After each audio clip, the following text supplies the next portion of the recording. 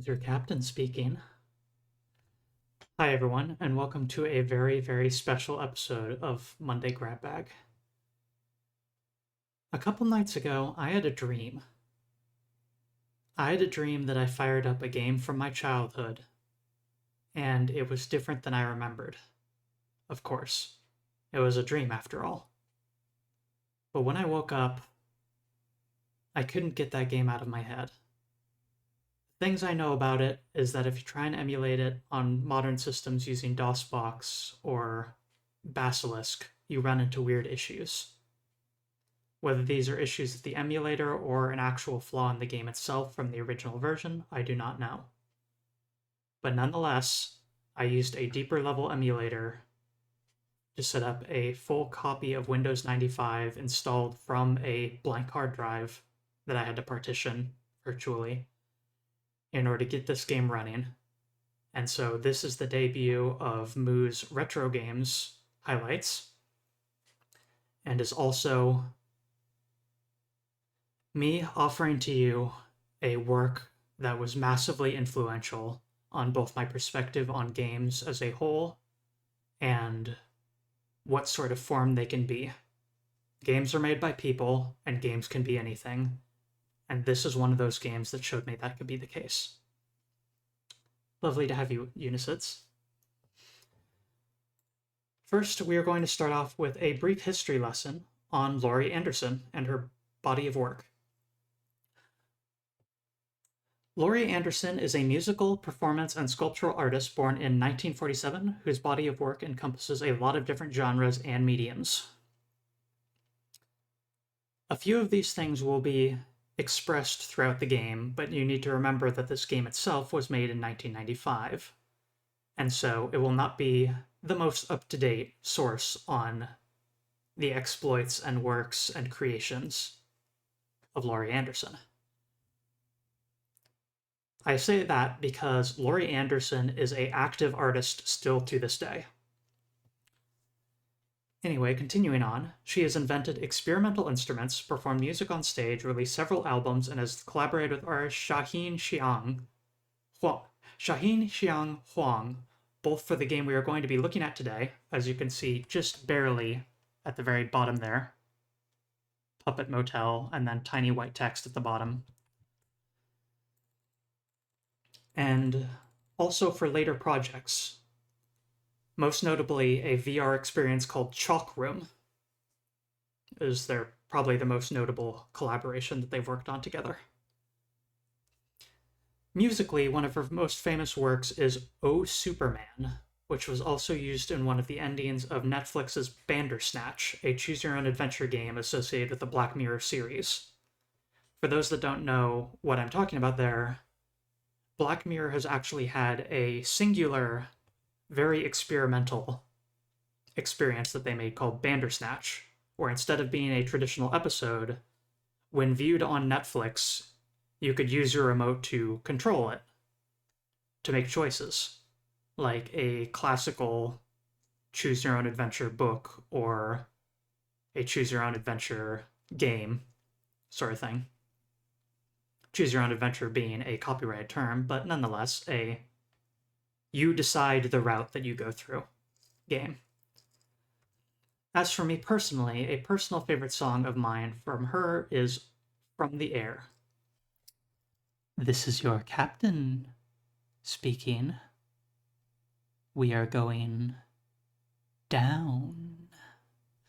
A recurring theme in Anderson's work is the use of pitch shifting her own voice down to bring it into a masculine register, a technique that Anderson herself has referred to as audio drag in a Q&A back in 2010. This will be present as well in Puppet Motel. Before we start, know that this game is maybe the most singular influential work to a young Moo. I give it to you with all of my heart. Let's begin, shall we? Shall we check in? That's the wrong layout. There we go. Hi, FCI. Glad you can meet me for this one. So yes, here is a emulated copy of Windows 95 running, and we have the installed Puppet Motel game directory, and we have the document with it. I won't go through the full document that they include, but I would like to cover a couple of topics. Starting with something I never knew. Hold down the control key and press the spacebar to go to the control room. The hints included with the game are seek sources of light and reflection. They can transform your experience and offer alternate realities. As you wander about the rooms, notice when your mouse cursor changes. This will indicate that some unknown possibility awaits you when you click. Experiment by pressing different keys. This may reveal the name of each room, a shortcut to the Hall of Time, or a tour of every room in Puppet Motel. Watch out for objects that become wormholes between rooms, and sometimes when running Puppet Motel, a voice will tell you you're out of memory. This signals the imminent explosion of your computer. Take cover. When the warning stops, the danger is over.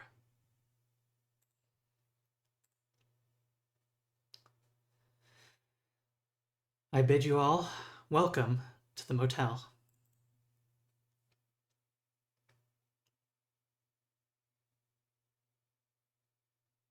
You'll hear a wolf howl.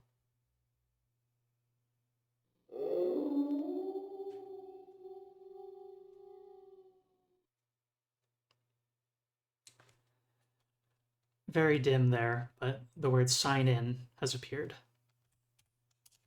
I am Moo.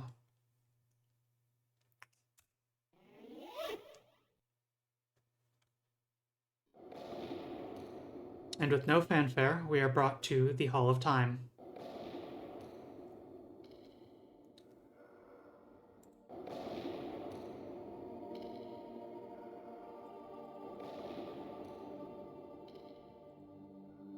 The time is now 8 o'clock and 1 second p.m. The time is now 8 o'clock and 2 seconds p.m. The time is now 8 o'clock and 3 seconds p.m. As we scroll through these options, we can click one of them. Perhaps just say stop, and we will pick one. Or perhaps we can click on this window. The time is now 8 o'clock and 3 seconds p.m. Where shall we go? This is the time. We stopped on the airplane. And this is the record of the time. This is the time, and this is the record of the time. We are in record. We are in record. Save now.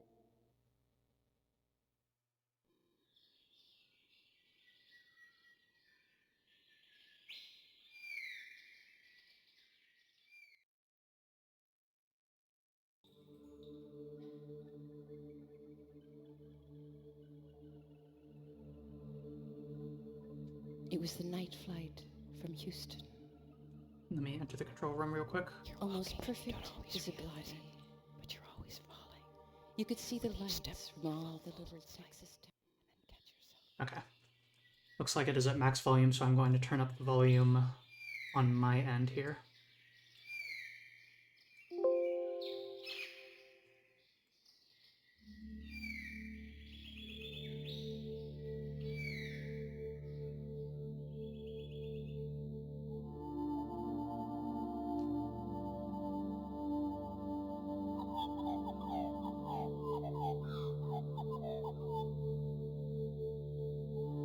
Director assistance.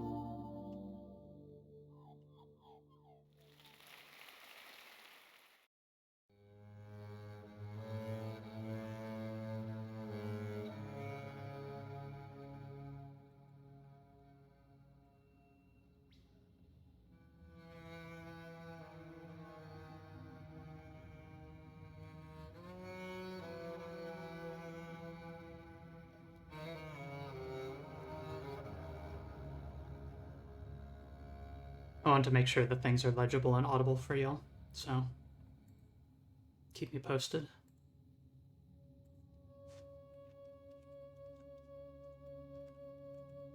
You know those nights when you're sleeping and it's totally dark and absolutely silent.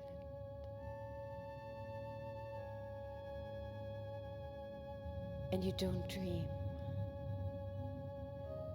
And there's only blackness.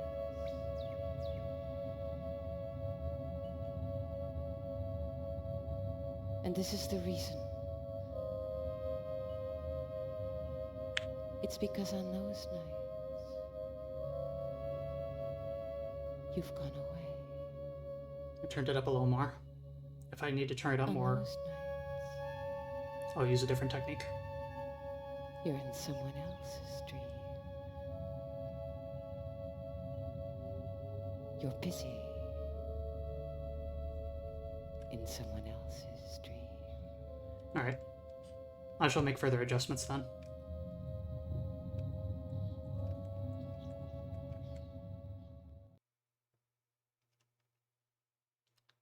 Thank you for your patience with me. This is the first of numerous different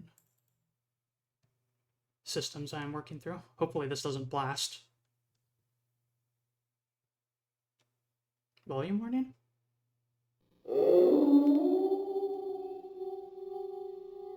That seems more acceptable on my end.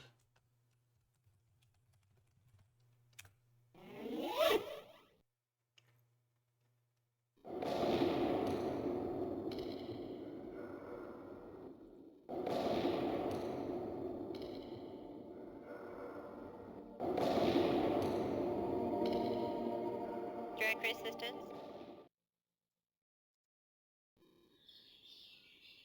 Oh, I was just returning back to where we were.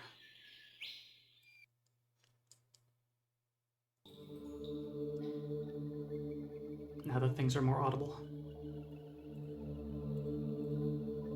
It was the night flight from Houston. Almost perfect visibility. You could see the lights from all the little Texas towns far below. And I was sitting next to a 52-year-old woman who had never been on a plane before. And her son had sent her a ticket and said, "Mom, you've raised 10 kids. It's time you got on a plane."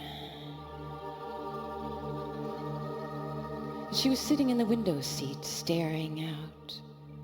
And she kept talking about the Big Dipper and the Little Dipper and pointing. And suddenly, I realized that she thought we were in outer space, looking down at the stars.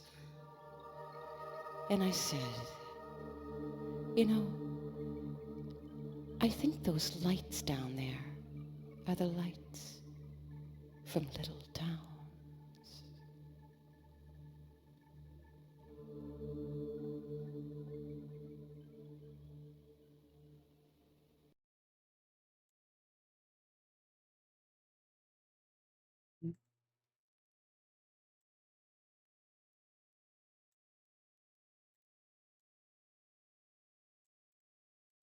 This is a recording.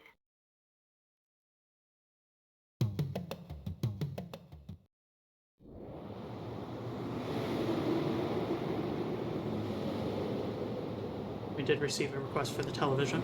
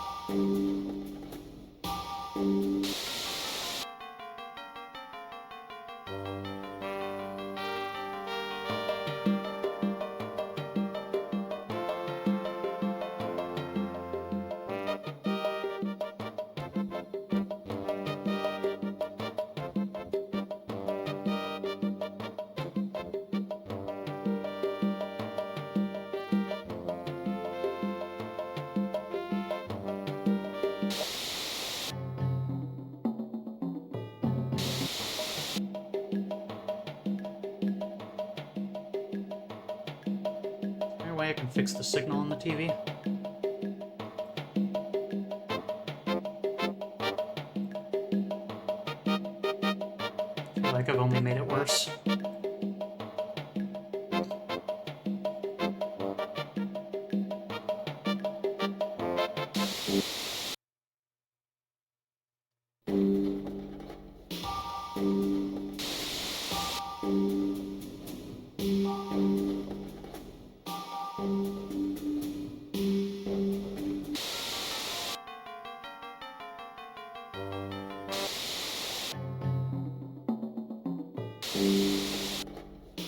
I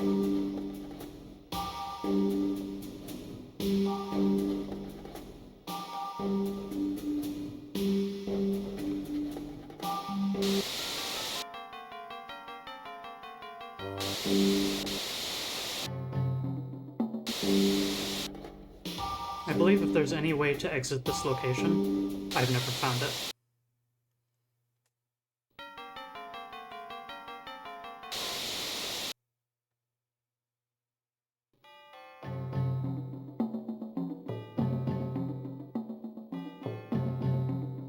Outlets are a recurring theme, but I don't seem to be able to unplug the TV.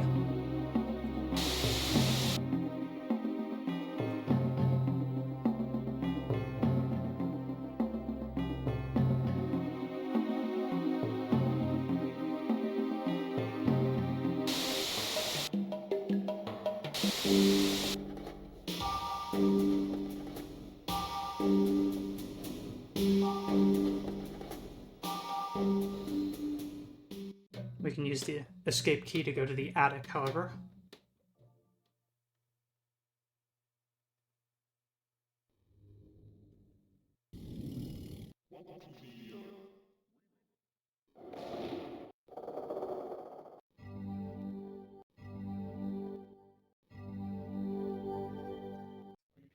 You are out of memory.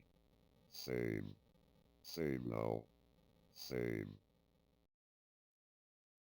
You're walking. You know, I did an interview with John Cage and I spent some time with him and I noticed that he seemed to be such a happy guy. I mean, he was 80 years old, he was always smiling, and a lot of old people are in pretty bad moods by that point, but he wasn't. And I was supposed to be asking him about music and information theories, but what I really wanted to know was whether he thought things were getting better or worse. Because that was something that was really on my mind, but it seemed like such a stupid question that I was afraid to ask. So I talked around it for a while, sort of building up to it, and I was saying things like, well, you know, according to theories of evolution, if there was a race between a modern horse and a prehistoric horse, the modern horse would win because it's faster, it's more efficient, it's adapted, and are we like that too? And then on the other hand, according to Richard Dawkins, there are some problems with this. For example, it would have been a great thing if fire-breathing animals had evolved. I mean, this would have been a very convenient thing, just, cook your food on the spot, and then asbestos-coated nostrils could have evolved, so, your nose wouldn't get singed and so on. And finally Cage said, exactly what are you trying to say? And I said, are things getting better, or are they getting worse?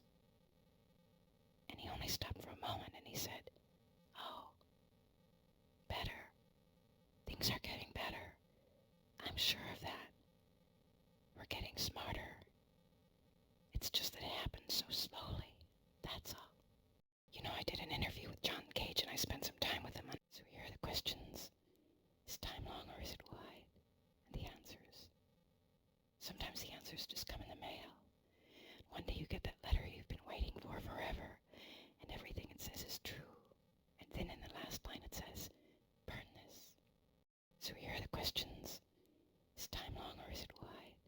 And the answers. Sometimes the answers just come in the mail. Walking and you don't always realize it, but you're always falling. With each step you fall forward slightly and then catch yourself from falling. Over and over you're falling and then catching yourself from falling. And this is how you can be walking and falling at the same time. You're walking and you don't always realize it, but you're always falling. So here are the questions. Is time long or is it wide? So when they say things like you've got... I did an interview with John Cage. You're walking and you don't always realize... I did an interview with John... So here are the questions. You're walking and you don't always realize it, but you're always falling. With each step... Directory assistance. You are out of memory. Save.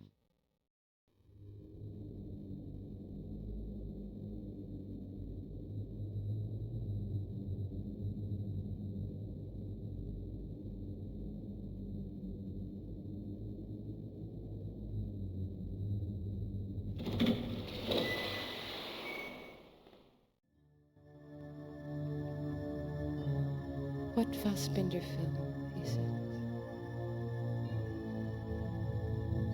The one-armed man comes into the flower shop and says, what flower expresses? Days go by, and they just keep going by endlessly, endlessly pulling you into the future. Days go by, endlessly, endlessly pulling you into the future. And the florist says,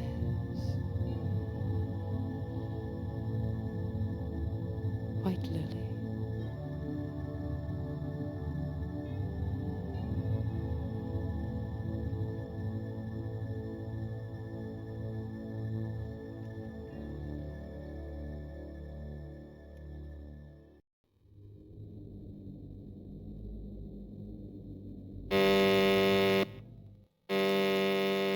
Yeah.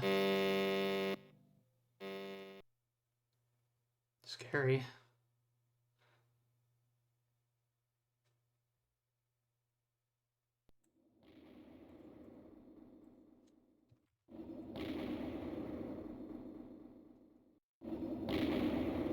Is something approaching?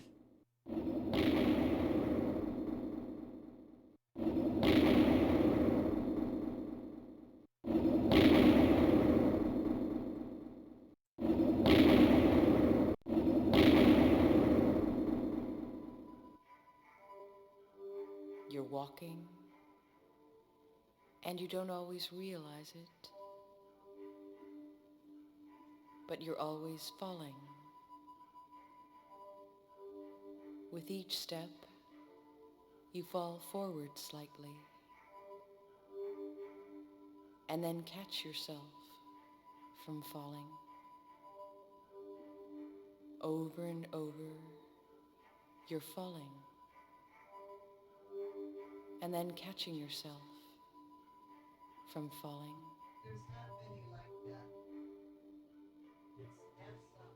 And this is how you can be walking and falling at the same time. Is my in-game cursor visible, by the way?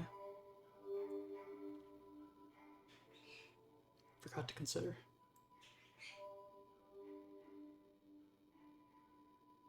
Good, good, good.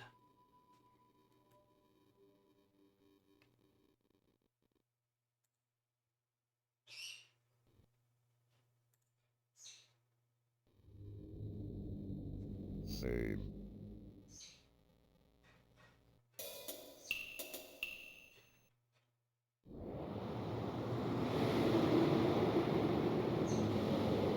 Where to next, my friends?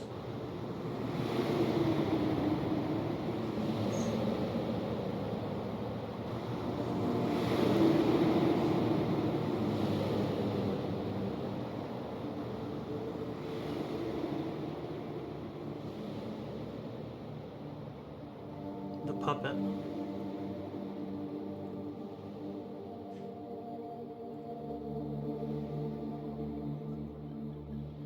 Sunglasses shall be next.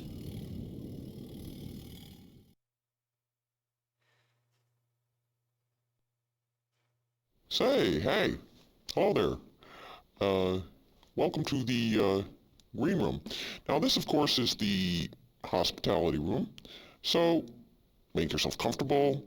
There's some magazines here, over there, and a few catalogs, and I think Laurie left some scrapbooks around here somewhere, some notes for the Puppet Motel project. Anyway, there's a show going on stage now, so I'm just here by myself in the green room, and I was just looking at some old videos over there, so if you feel like watching, hey, join me. And then as a reminder, what I said before, the recurring theme of her work of putting her voice into a masculine register using audio filtering. That puppet is indeed voiced by Laurie Anderson through a filter.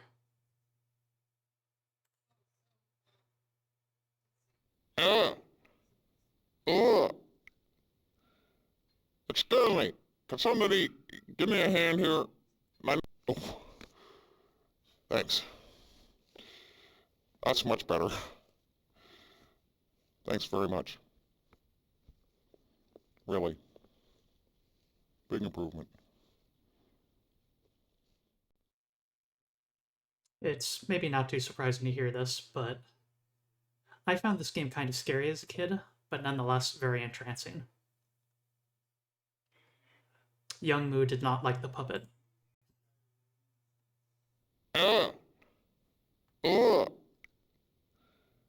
Excuse me. Can somebody give me a hand here? My mouth is stuck. It's stuck in the open position. Uh, is anybody there? Is anyone there? Stuck.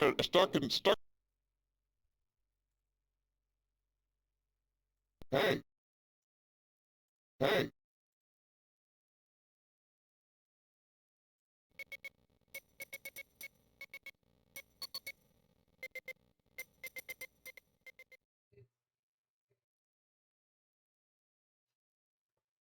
About those little animals who went to sea in their beautiful pea green boat, but I can't remember.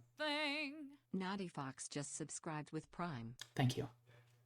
But I can't remember. What happened then? Dear Mom, how does it end? Hey, hey! The owl and the pussycat went to sea in a beautiful pea green boat. They took some honey and lots of money and wrapped it in a 5-pound note. The owl looked up to the stars above and sang to a small guitar, "Oh, lovely pussy, pussy my love, what a wonderful pussy you are. Oh, let us be married too long we've tarried, but what shall we do for a ring? What shall we do for a ring? Hey, hey!" They sailed away for a year and a day to the land where the bong tree grows, and in this a wood a piggy wig stood.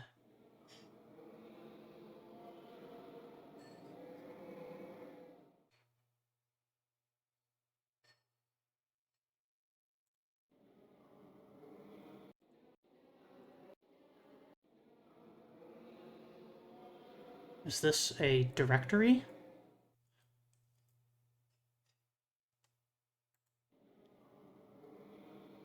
Oh, these are the notes that the puppet was talking about.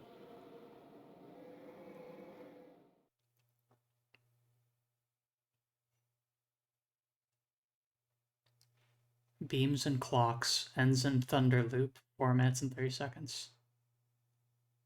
2 red bars are above the plug head. These are small versions of the beam, appear throughout the program, show you where you are in a story or series.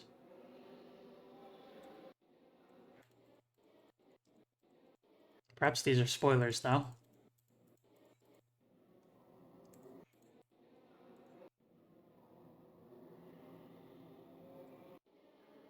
Is time long or is it wide? Yeah, these are the plug conversations.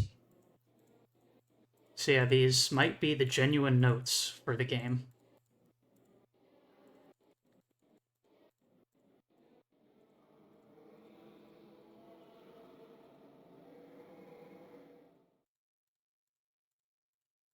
I will go through these just so that they're in the video for the VOD. I wonder if I've looped.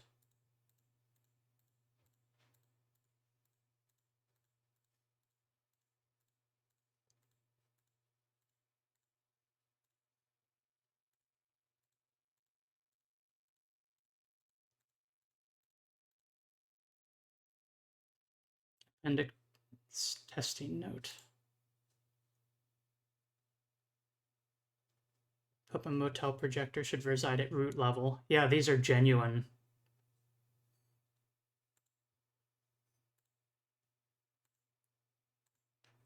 These are genuine design documents and emails for Puppet Motel as a project.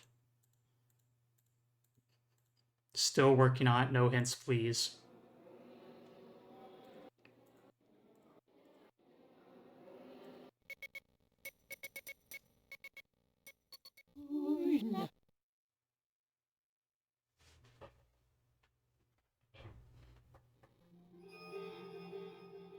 Laurie Anderson, bright red.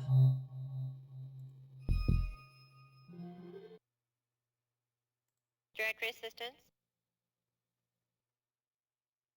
Tru- Directory a assistance. truth table.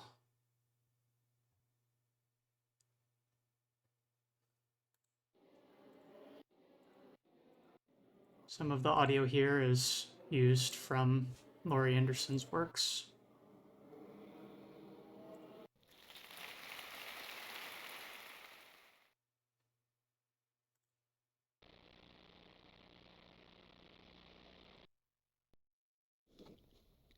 I love this part.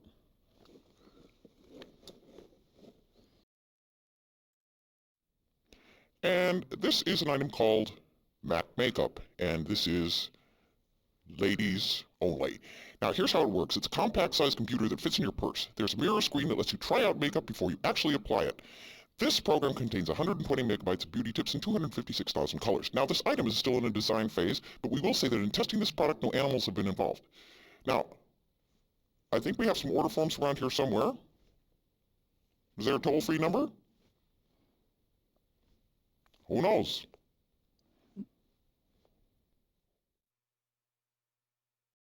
You are out of memory. Oh, we're getting warped. Save. Save now. Save.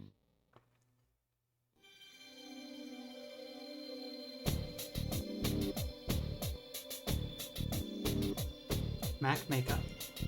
New, this program contains 120 megabytes of beauty tips and 256,000 colors. A mirror screen lets you try out makeup before you actually apply it.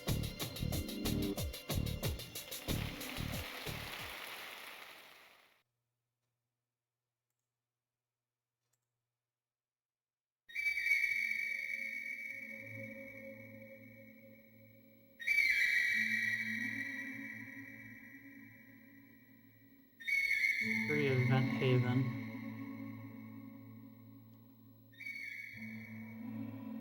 If you think that's hard to read on the stream, it is hard to read on my screen today.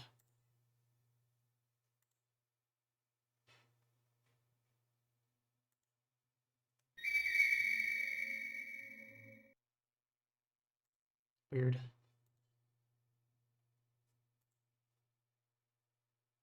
Can I go to that door or?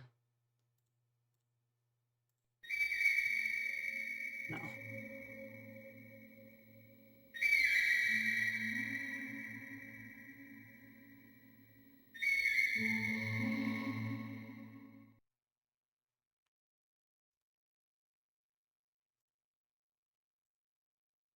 wonder where it's pulling that city from. Puppet to the psychiatrist's office. Probably something to do with the emulator that I'm running. Puppet, please answer glove line. Puppet to a room. Puppet to cutting room. Puppet to a room. Puppet to cutting room. Puppet to clock room. Puppet to phone room. Puppet to cutting room. Puppet to cutting room. Hey!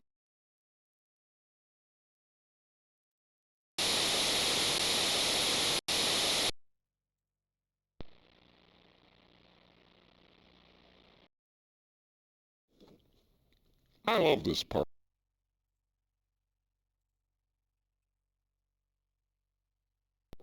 Oh.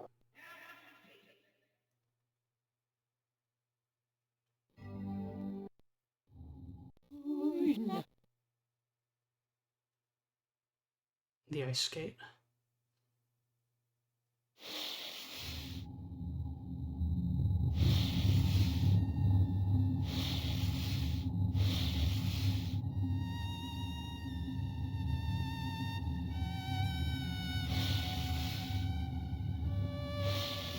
Grandmother died.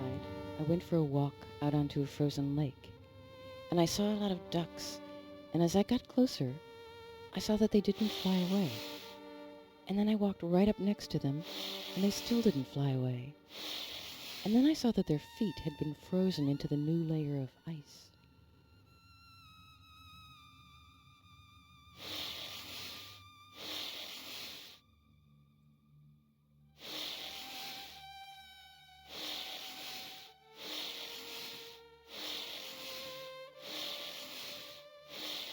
Am I revealing? Scratching away the layers?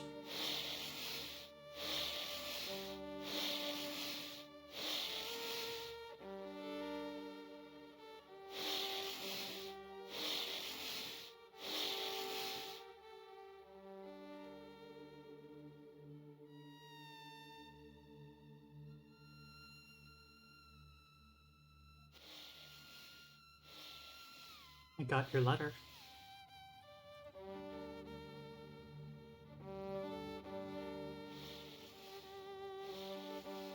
I couldn't read it.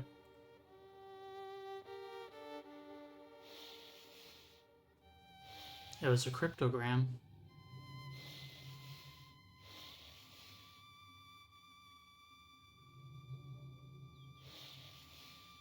Did it say, "Take me with you," or "Take me as I am"? Did it say, "Take me with you," or "Take me as I am"?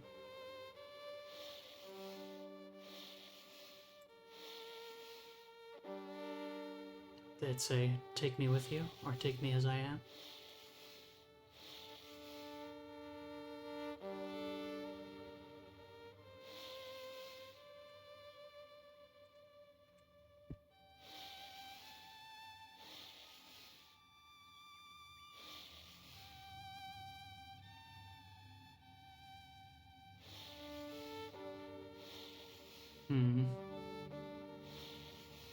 Oh.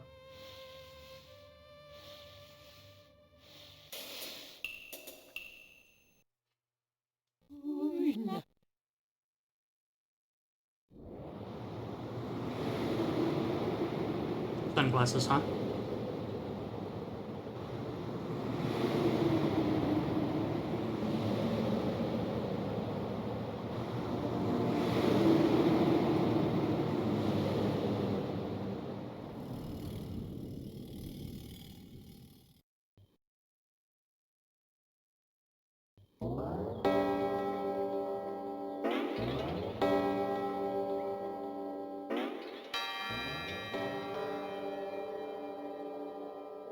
In 1974, I went to Mexico to visit my brother, who was working as an anthropologist with the Tzotzil Indians, the last surviving Mayan tribe. Now, the Tzotzil speak a lovely bird-like language and are quite tiny physically. I towered over them. Mostly, I spent my days following the women around, since my brother wasn't really allowed to do this. We got up at 3 a.m. and began to separate the corn into 3 colors. Then we boiled it, ran to the mill and back, and finally started to make the tortillas. Now, all the other women's tortillas were 360 degrees, perfectly toasted, perfectly round. And even after a lot of practice, mine were still lopsided and charred. And when they thought I wasn't looking, they threw them to the dogs. After breakfast, we spent the rest of the day down at the river, watching the goats and braiding and unbraiding each other's hair. So usually, there wasn't that much to report. One day, the women decided to braid my hair Tzotzil style. After they did this, I saw my reflection in a puddle. I looked ridiculous. But they said, "Before we did this, you were ugly. But now, maybe you will find a husband."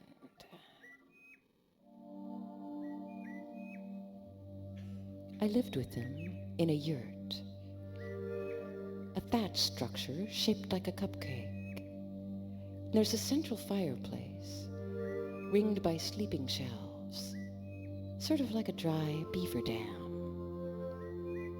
Now, my Tzotzil name was Losha, which loosely translated means the ugly one with the jewels. Now, ugly, okay, I was awfully tall by local standards. But what did they mean by the jewels? I didn't find out what this meant until one night when I was taking my contact lenses out. And since I'd lost the case, I was carefully placing them on the sleeping shelf.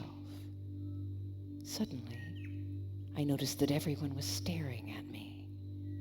And I realized that none of the tzotzil had ever seen glasses, much less contacts, and that these were the jewels. The transparent, perfectly round jewels that I carefully hid on the shelf at night and then put, for safekeeping, into my eyes every morning. So I may have been ugly, but so what? I had the jewels.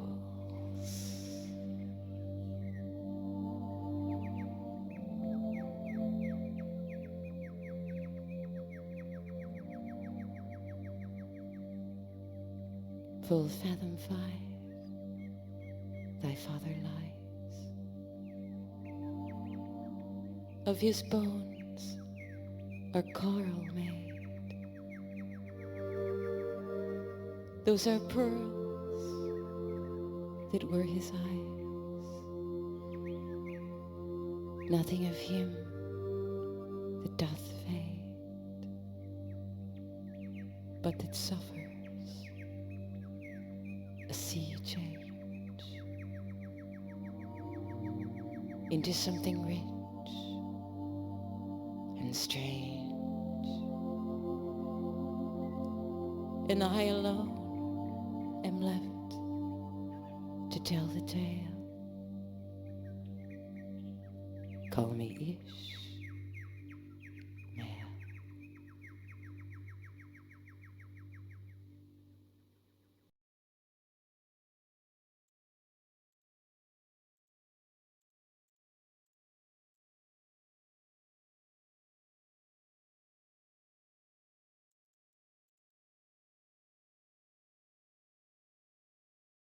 Hmm.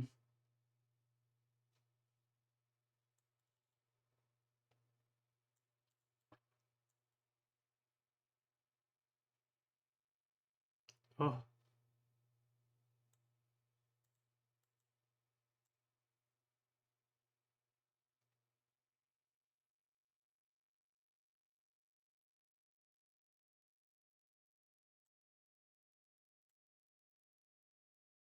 Full fathom 5, thy father lies, of his bones are coral made. Those are pearls that were his eyes, nothing of him doth fade. But that suffers a sea change into something rich and strange, and I alone am left to tell the tale. Call me Ishmael.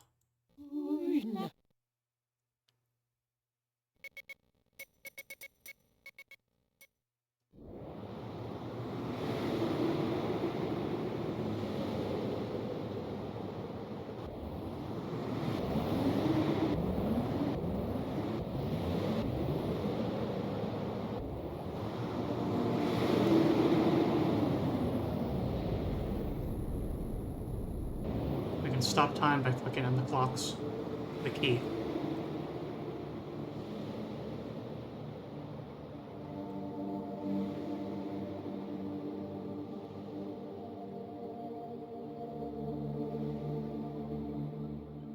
You are out of memory. Save.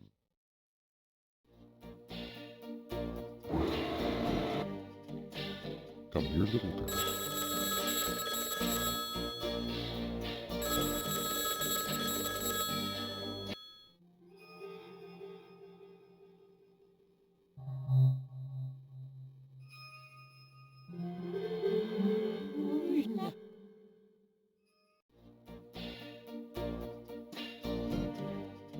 Mini bar requires key. Mini bar requires key. Mini bar requires key. It's a brand new Cadillac.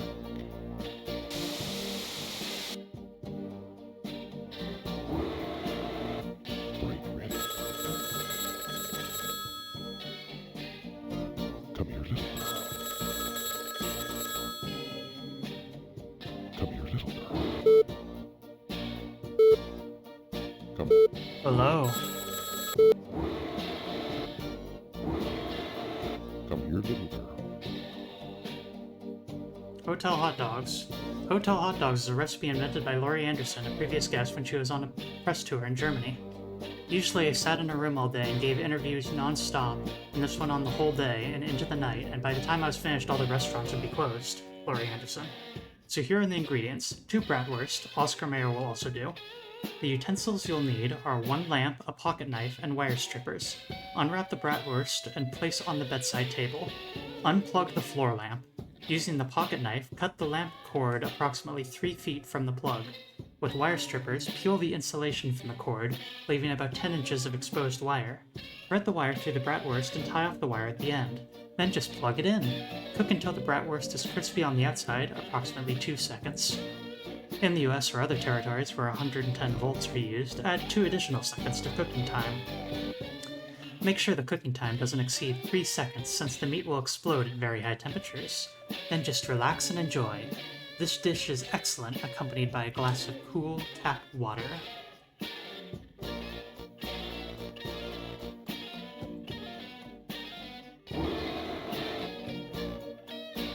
Come here, little girl. Red Hot. My sisters and I used to play this game called Red Hot, and in Red Hot, the ceiling is suddenly about 1,000 degrees, and there's no gravity. Gravity doesn't exist anymore, and you're trying not to float up the ceiling, so you have to hold on to sheets, pillows, chairs, anything so you won't go floating up into the ceiling. I guess it's not what anyone would call a very competitive game, you know what I mean? Mainly we just sweated a lot, and we were really glad when it was all over, and the ceiling cooled back down again.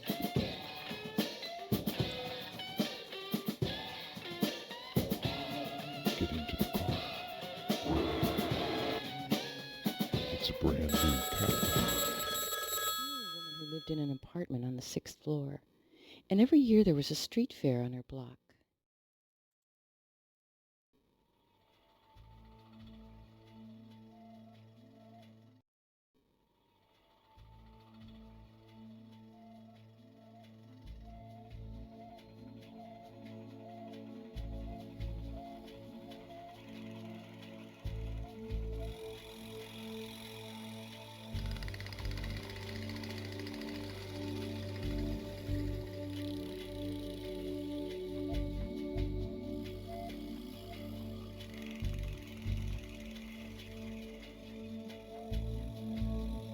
Last night I dreamed I died,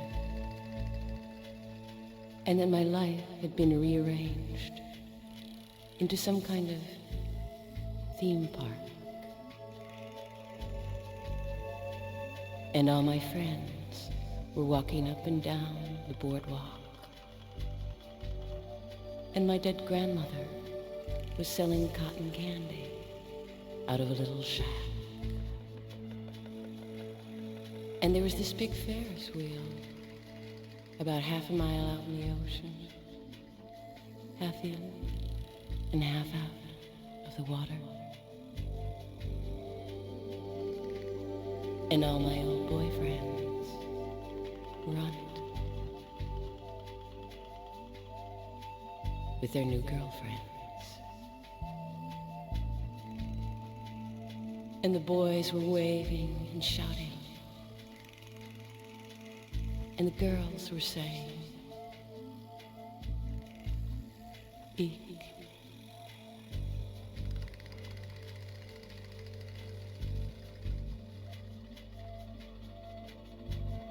Then they disappeared under the surface of the water. And when they come up,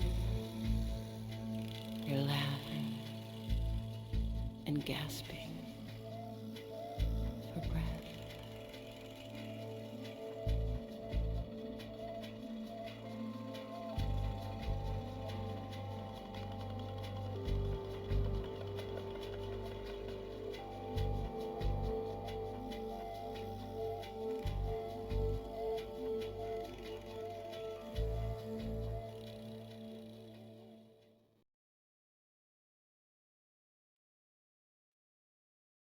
It's a brand new Cadillac. Minibar Flags Key. Come here, little girl. So, this is a feature of the game that I do not believe I can get functional. But that red dot implies a recording, and I believe it is possible to have this voice say what you say into the microphone. However, that will require me to get virtual peripherals running, which is a little bit outside of my boundaries, and also I did not realize the game had this feature. Come here, little girl. So instead he's going to talk about his brand new Cadillac. Come here, little girl. This is a recording.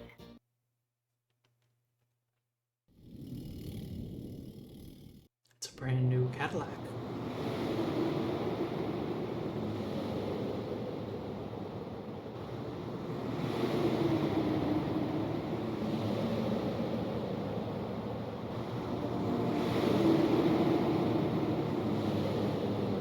I'm Moo the Slime.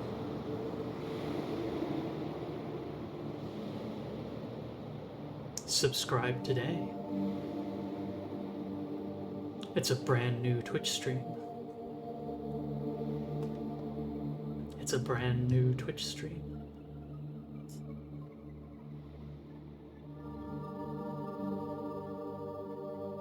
Games are made by people. The stream is going down.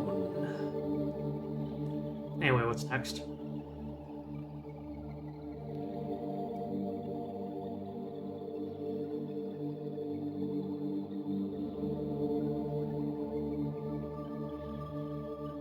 Fish. So it shall be.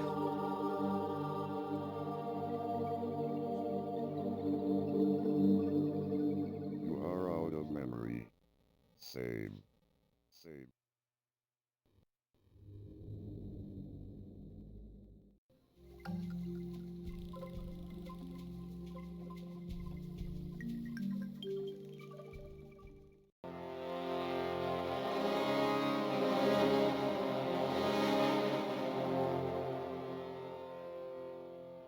John Lilly.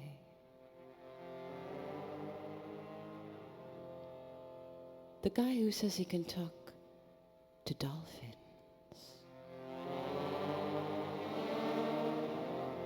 Said he was in an aquarium and he was talking to a big whale who was swimming around and around in his tank.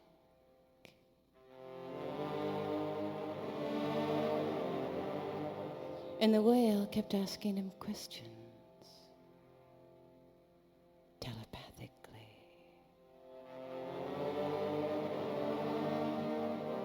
And one of the questions the whale kept asking was,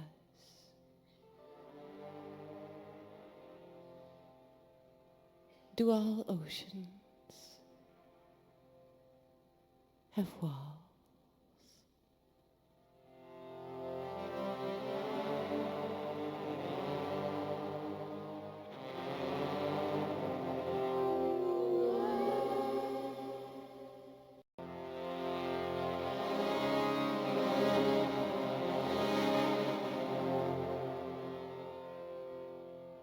John Lilly.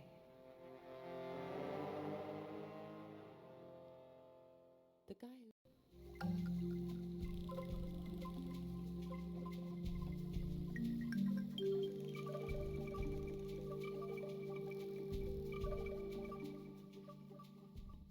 there was a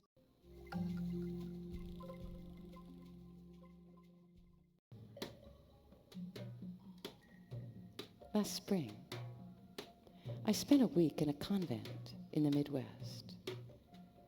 I'd been invited there to do a series of seminars on language. They'd gotten my name from a list in Washington, from a brochure that described my work as deals with the spiritual issues of our time. Undoubtedly a blurb I had written myself. Because of this, and also because men were not allowed to enter the convent. They asked me to come out. The night I arrived, they had a party for me in a nearby town in the downstairs lounge of the Crystal Lanes bowling alley. The alley was reserved for the nuns for their Tuesday night tournaments. It was a pizza party, and the lounge was decorated to look like a cave. Every surface was covered with that spray-on rock that's usually used for soundproofing. In this case, it had the opposite effect. It amplified every sound. Now the nuns were in the middle of their annual tournament playoffs, and we could hear all the bowling balls rolling very slowly down the aisles above us, making the rock glob stalactites tremble and resonate. Finally, the pizza arrived, and the Mother Superior began to bless the food. Now, this woman normally had a gruff, low-pitched speaking voice, but as soon as she began to pray, her voice rose, became pure, bell-like, like a child's. The prayer went on and on, increasing in volume every time a sister got a strike, rising in pitch. Dear Father, in heaven. The next day, I was scheduled to begin the seminar on language. I had been very struck by this prayer, and I wanted to talk about how women's voices rise in pitch when they are asking for things, especially from men. But it was odd. Every time I set a time for the seminar, there was some reason to postpone it. The potatoes had to be dug out, or a busload of old people would appear out of nowhere and have to be shown around. So I never actually did the seminar.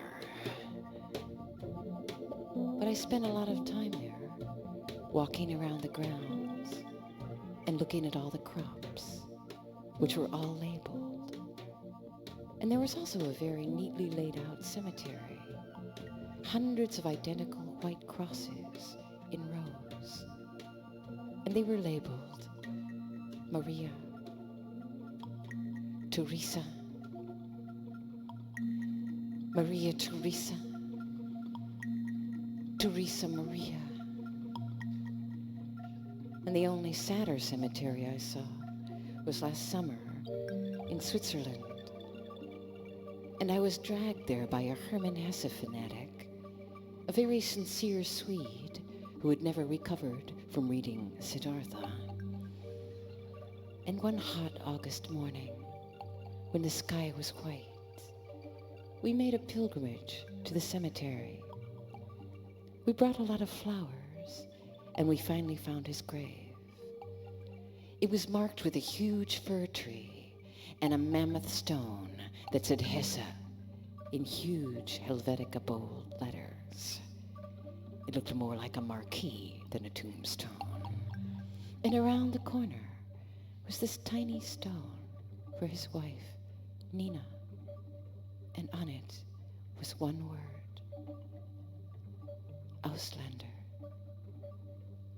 foreigner. And this made me so sad and so mad that I was sorry I'd brought the flowers. Anyway, I decided to leave the flowers along with a mean note. And it read, "Even though you're not my favorite writer, by a long shot, I leave these flowers on your resting spot.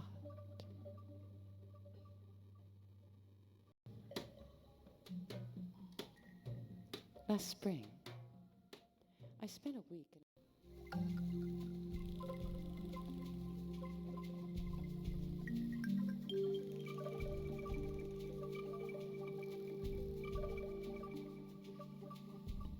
There was a devout nun in the 15th century who decided to make a pilgrimage to Jerusalem. And she belonged to an order that wore bags over their heads. And the Mother Superior told the nun that if she walked through the countryside with a bag on her head, she would scare people. But the nun insisted, so the Mother Superior allowed her to walk around and around the cloister every day for 3 years, until she covered the equivalent distance to the holy city. At the end of her journey, the nun was so exhausted that she collapsed. A doctor was called. After examining her, he announced that she was too weak to make the return trip. The nun died shortly after.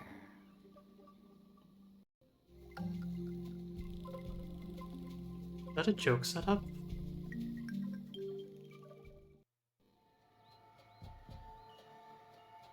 You know, a while ago I got a motorcycle.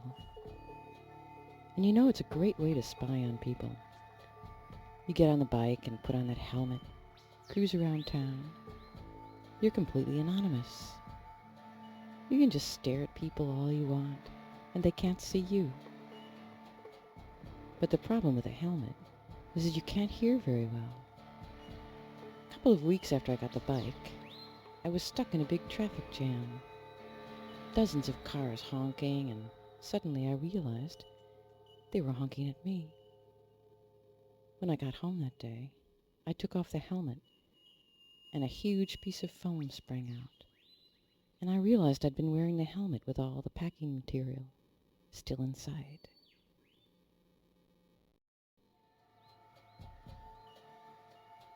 You know, a while ago I got a motorcycle. And you know it's a great way to spy on people.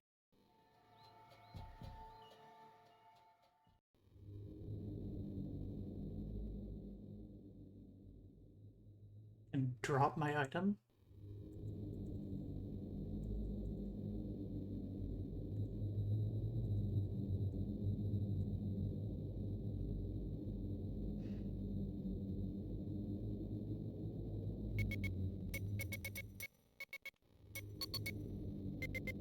I have a gas mask helmet that I enjoy for the same reason. It is nice to be out in public and anonymous in some ways.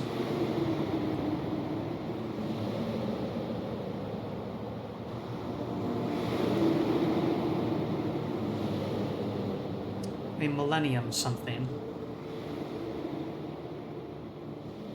The Razor.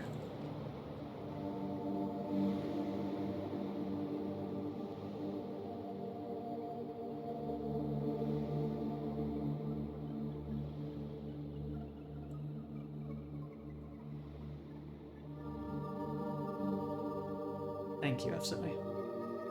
I do encourage all viewers to discuss amongst themselves whatever they please relating to the work. I, meanwhile, will not be participating as much as my speech could potentially interrupt the experience.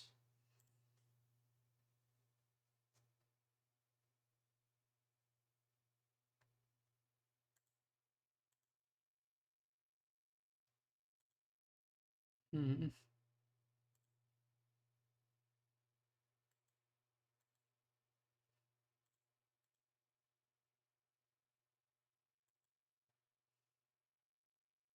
Is there anything else I can interact with?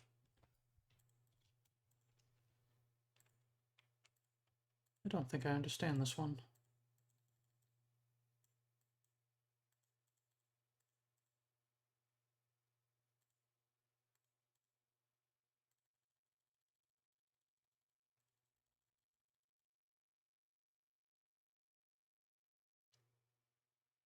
Oh, now I've done it. I clicked a huge number of times. Oh.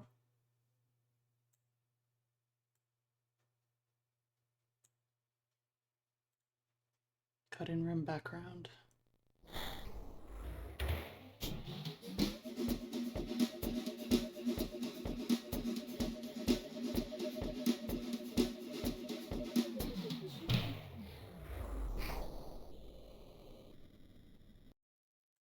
Ah.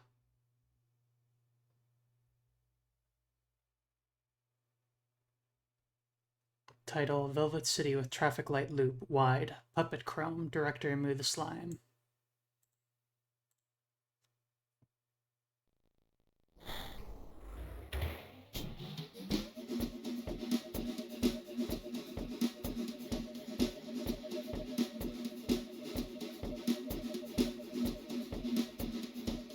Quite like my creation.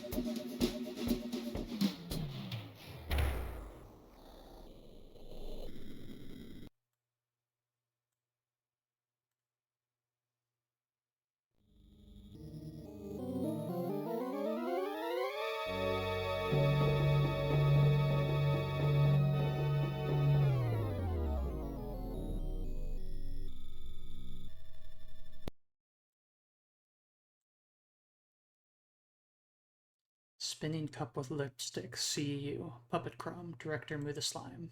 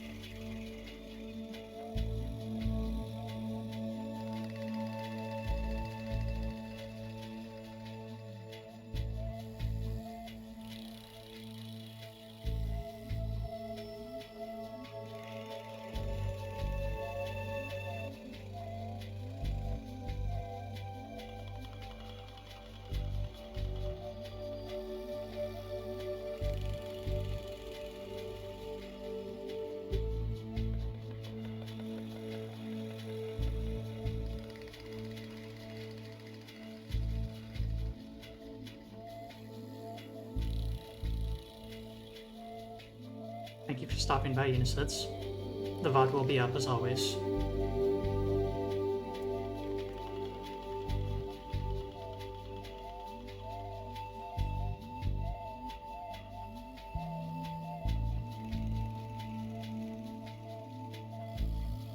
Ink, if you are there, do a shout out Unisets.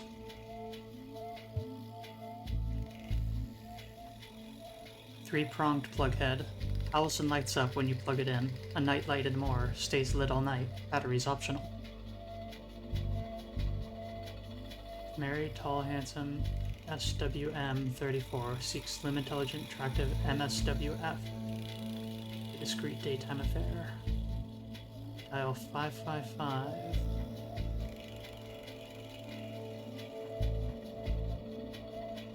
Director assistance. Greatly appreciated. Director assistance.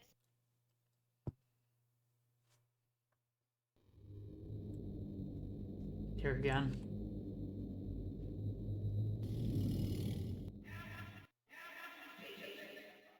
Ah.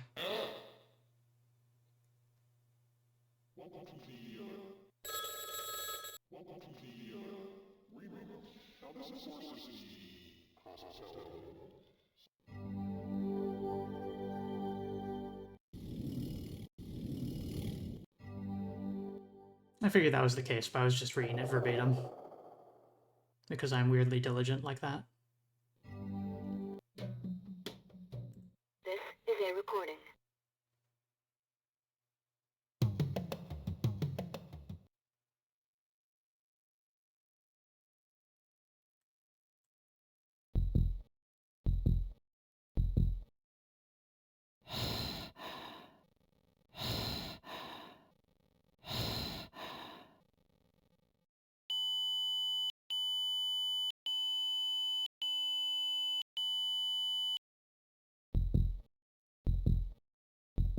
like that.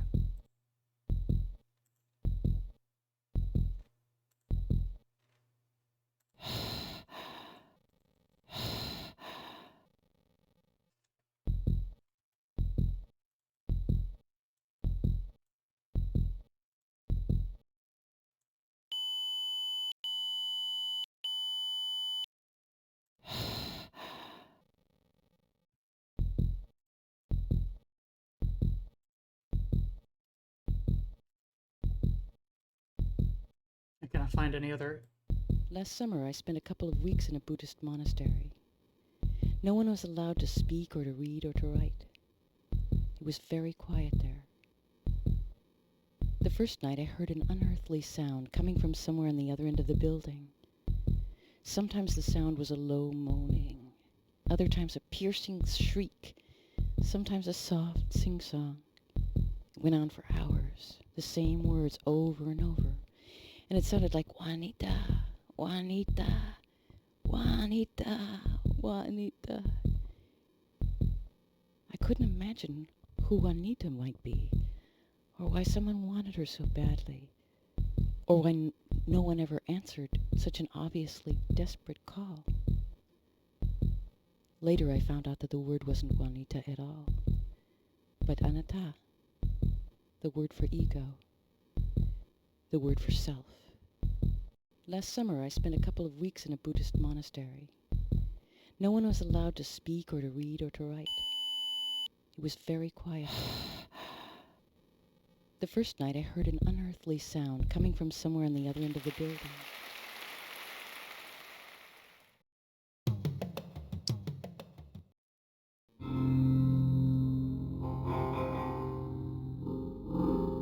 This one is a little bit of a history lesson. I happen to know that the middle one, what the middle one is here, and I'm assuming the other two or three are following the same pattern. But let's go through these, shall we? The Via Phonograph, 1976. The Via Phonograph, 1976, has a battery-powered turntable mounted on the body and a stereo needle attached to the bow. It's played by lowering the arm like the arm of a record player. The records I cut for it were one sustained note per band.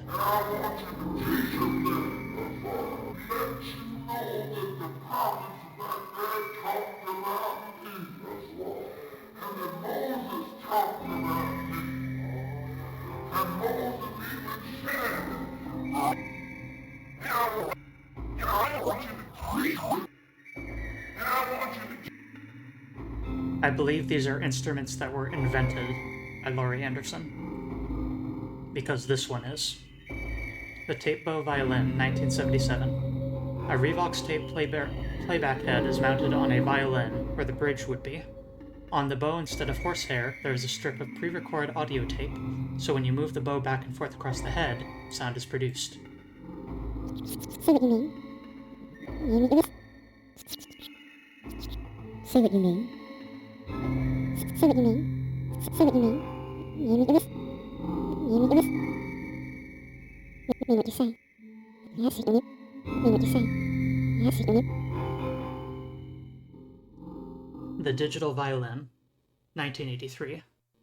The digital violin was designed by Max Matthews of Bell Labs and customized by Bob Bilecki. It was interfaced with the synclavier and was capable of playing any sound stored in the system. In the song Smoke Rings, the violin plays something that sounds like a violent storm. Actually, the sound was made by a computer crashing. Listen to my heartbeat. Listen to my heartbeat.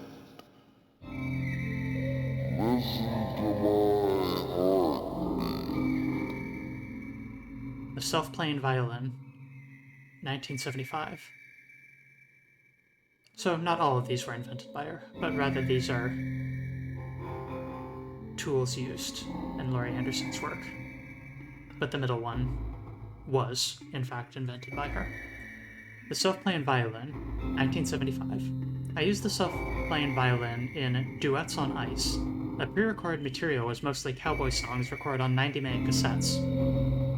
So I'd play along, but since it was a loop, there was no definite way to end the concert. So the timing mechanism was a pair of ice skates with their blades frozen into blocks of ice, as if. When the ice melted and I lost my balance, the concert was over. You know, I did an interview with John Cage, and I spent some time with him, and I noticed that he seemed to be such a happy guy. I mean, he was 80 years old. He was always smiling, a lot of them. You know, I did.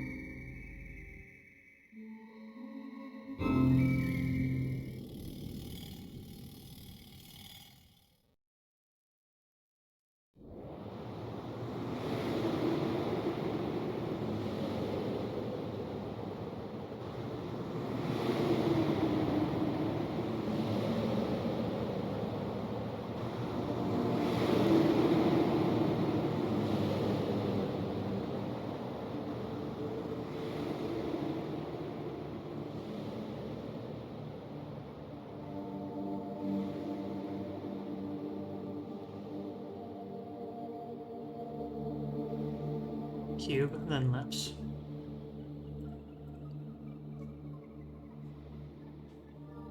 Say no.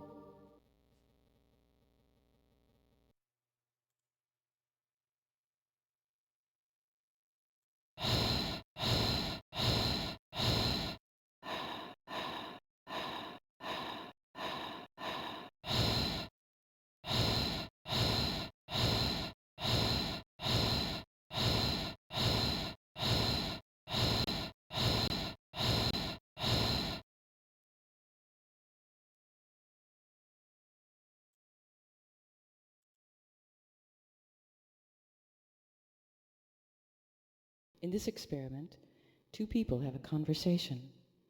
Then the room is sealed off, but the sound waves keep moving back and forth between the walls, back and forth, growing fainter and more garbled. Sometimes it can take 50 years for words to slow down and finally to stop. In this experiment, we listen with our microphones, trying to translate these waves back into words. In our sleep, as we speak, listen to the drums beat as we speak. In our sleep, as we speak, listen to the drums beat as we speak. In our sleep, as we speak, listen to the drums beat as we speak. In our sleep, as we speak, listen to the drums beat.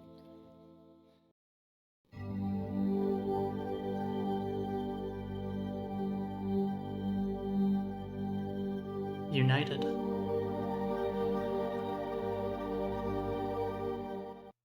Did she fall? Or Was she pushed?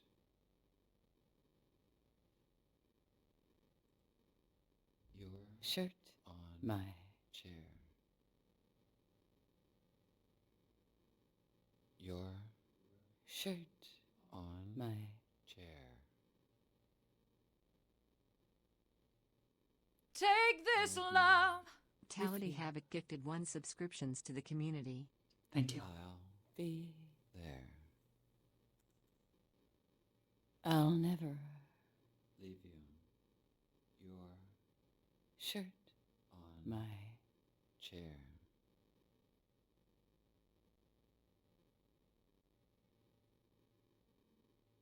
Come, here, little girl, get into the the car. car. It's A brand new Cadillac. Bright red. Come, here, little girl.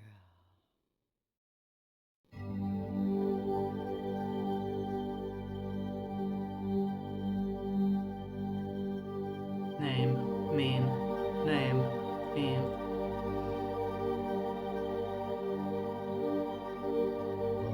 A carotid artery. A carotid artery. To carry heart's tide.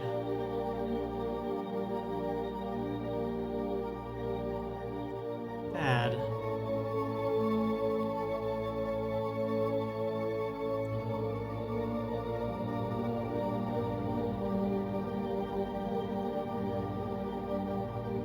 Dad.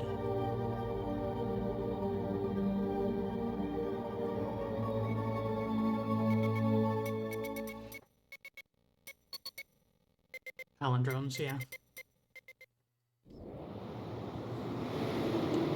Looks, huh?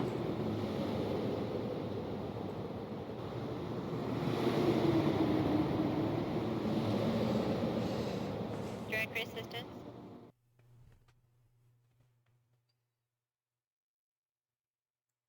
Last summer, I spent a couple of weeks in a Buddhist monastery.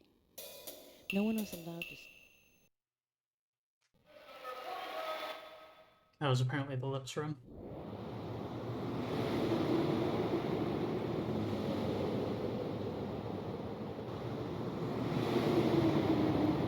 We didn't get to hear the full story in the Running Man room.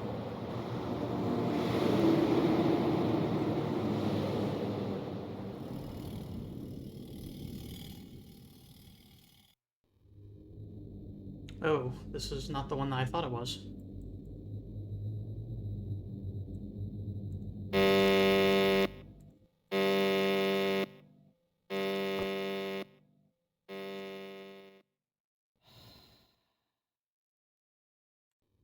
Drag resistance. With how mazy this game Out is, of memory. Save.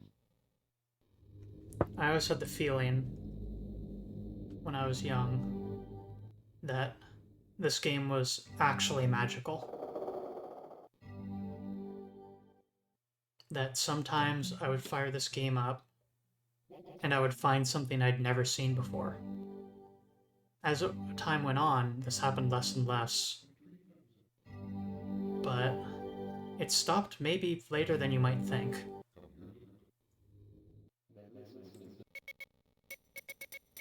There are some things that I've seen in this game maybe twice.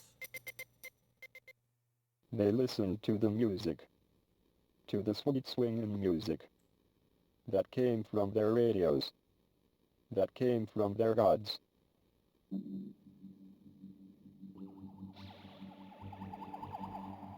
They listen to the music, to the sweet swinging music that came from their radios, that Once I met came Bibble from their gods. and he's the head of the Dutch space team, and he just published a book called The Home Planet. And it's a collection of the writings of various astronauts, and lots of pictures taken from outer space. And the astronauts weren't really writers, so what they said were things like, wow, this is unbelievable, this is amazing, really huge. And one of them wrote, you know, I never knew what round was until I saw the round, round Earth turning in space. And why call it Earth when it's mostly water? With just little bits of land where the animals and the people are. But the two things they all agreed on were one, nobody is up there watching us.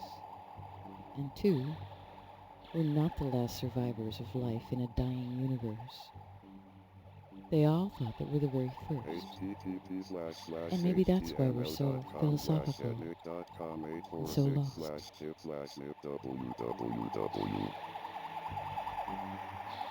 http://etml.com/etnip.com/tip/nip/www.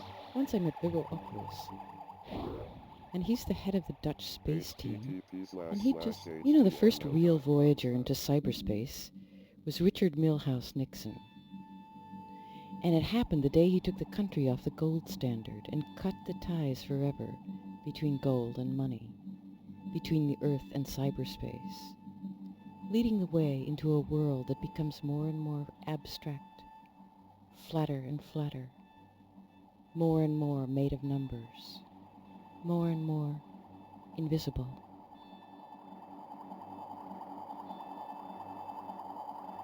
You know, the first real Voyager into cyberspace.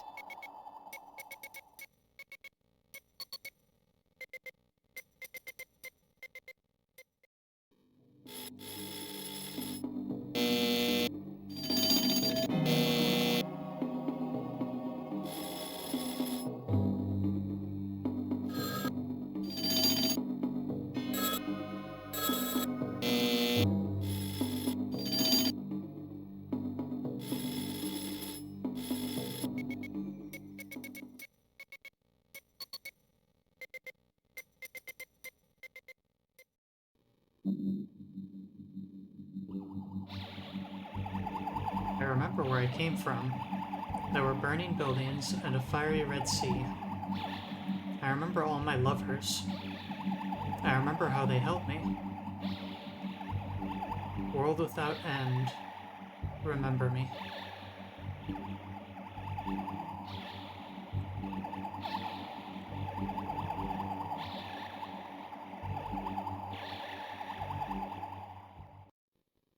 Here's the lobe.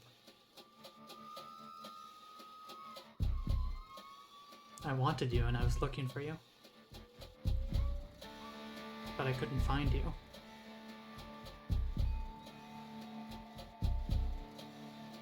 I wanted you, and I was looking for you all day. But I couldn't find you. I couldn't find you.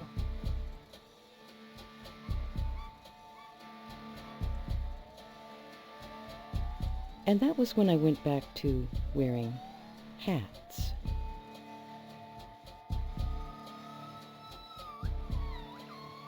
I've always thought that one of the most serious defects of the human body was that you couldn't close your ears.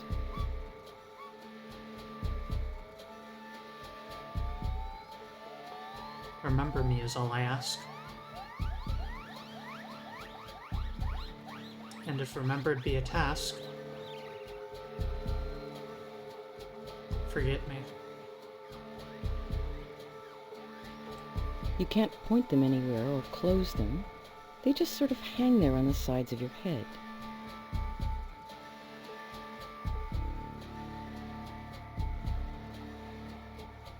But an acupuncturist explained to me that the pressure points in the ears are very important because the whole body is represented right there in the ear. The ears, he said, are vestigial fetuses, little versions of yourself, one male and one female. And he showed me, here's the lobe, that's the miniature upside-down head. Be vegetarian guidelines. Don't eat anything with a face. Don't eat anything with sexual urges. Don't eat anything with a mother and father. Don't eat anything that can run away from you.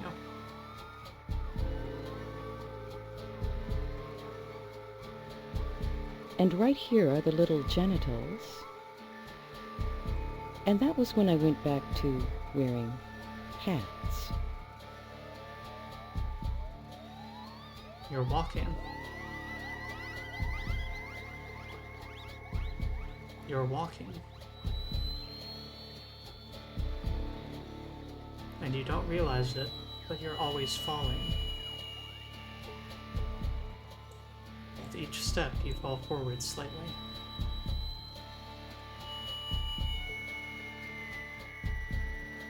And you catch yourself from falling. Over and over, you're falling, and then catching yourself from falling. And this is how you can be walking and falling at the same time.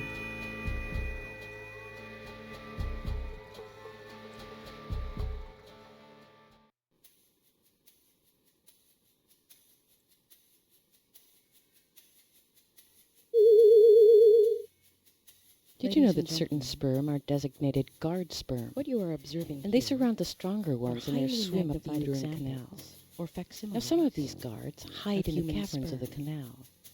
And if the stronger swimmers start slipping downstream, tiny creatures, the guards swim out of the sacrificed caves themselves and herd them back in their persistent, often futile attempt to transport the basic male genetic code. But where's this information coming from? Did you know that certain sperm are designated guard sperms? No, and they surround the stronger ones and they swim up the uterine canal. Yet some of them already know that they some of these guards hide in the caverns of the canal. Some of them know, and if the stronger swimmers start slipping downstream, the guards over out of the cave will end up and herd them as women. 400 million living Did you know that certain sperm are designated guard sperm? And they surround the stronger ones and they swim up the uterine canal in a kamikaze race. Now some of these guards hide in the caverns of the canal. And if the stronger swimmers start slipping downstream, the guards swim out of the size of a salmon and herd them back. It would be swimming its 7-inch journey at 500 miles per hour. Did you know that certain sperm are designated guards the size of a whale? And they surround the stronger ones and they're swimming at 15,000 miles per hour. Now some of these guards hide in the caverns of the canal. And if the stronger swimmers start slipping downstream, the guards swim out of the caves, blind and herd desperate sperm whales. Departing from the Pacific coast of North America, did you know that certain sperm are designated guard sperm? And they surround the stronger ones and they swim up the uterine canal. Now some of these guards hide in the caverns of the canal. And if the stronger swimmers start slipping downstream, the guards swim out of the caves and herd them back. Different things happen if I don't grab them with the pin itself.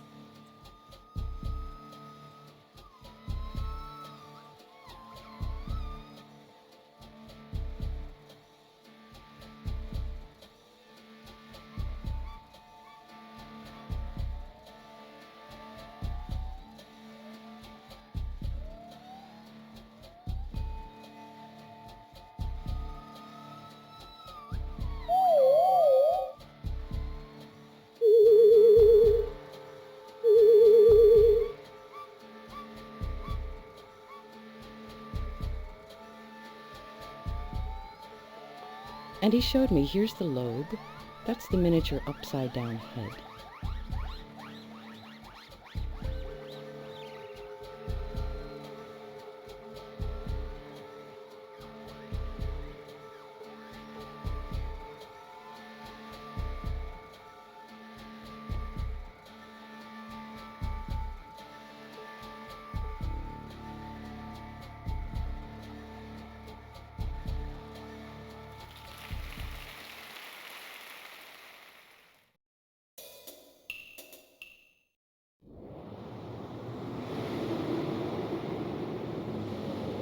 That there was one of those events that I mentioned that I've seen maybe twice. Because you need to specifically grab that tiny part and drag it to the center using the green tool.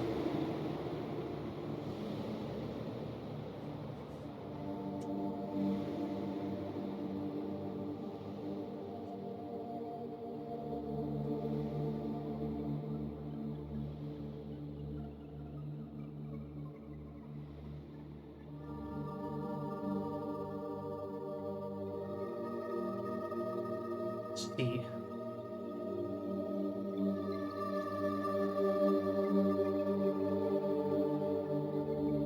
Is there a C? I think that's a phone.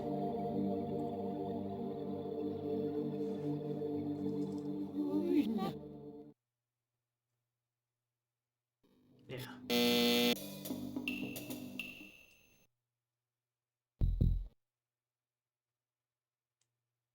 They listen to the music. You know, the first real voyager into cyberspace was Richard Milhouse Nixon. And it happened the day he took the country off the gold standard and cut the ties forever between gold and money, between the Earth and cyberspace, leading the way into a world that becomes more and more abstract, flatter and flatter, more and more made of numbers, more and more invisible. You know, the first real voyager into cyberspace was Richard Milhouse Nixon. And it happened the day he took the country off the gold standard and cut the ties forever between gold and money, between...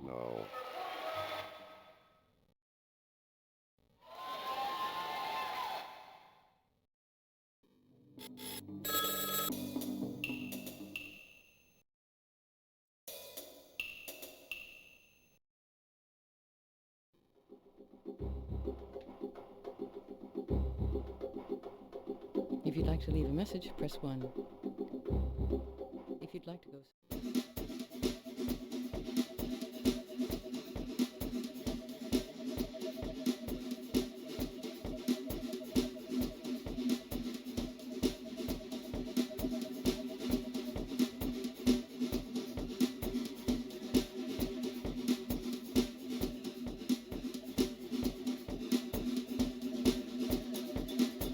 Directory assistant.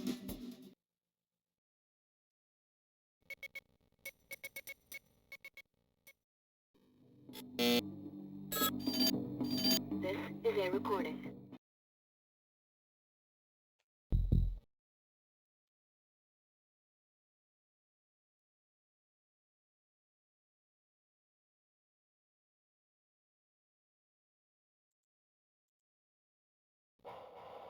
Remember me, remember me, remember me, remember me, remember me, now. Remember me, remember me, remember me, now.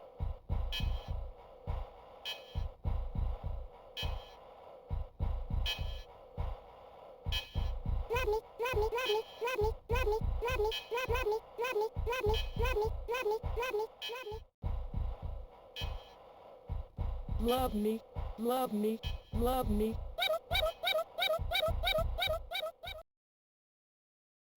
Microphone active. You are in record. Leave your message on the love line. Press spacebar after you finish.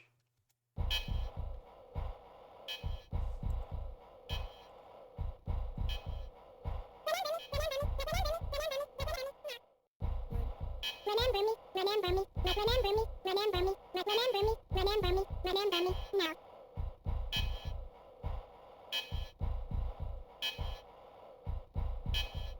Say, no. Say, no.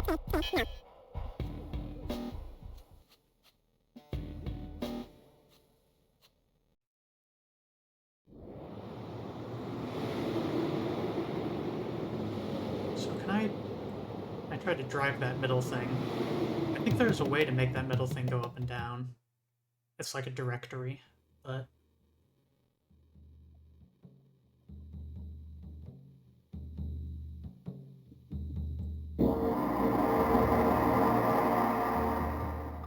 If I could open my mouth, there's so much I would say.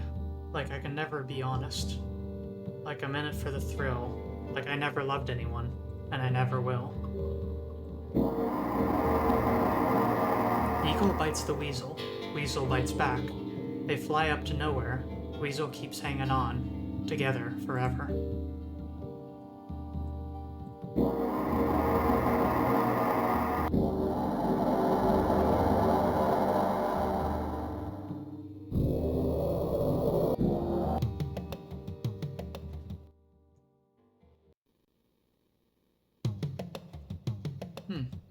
I was wondering if I'd find this room.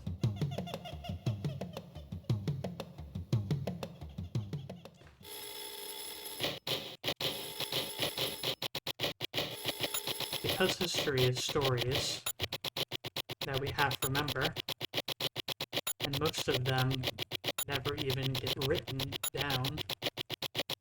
So when they say things like, we're going to do this by the book, you have to ask, what book? Because it would make a big difference if it were Crime and Punishment, and not just Ivanhoe.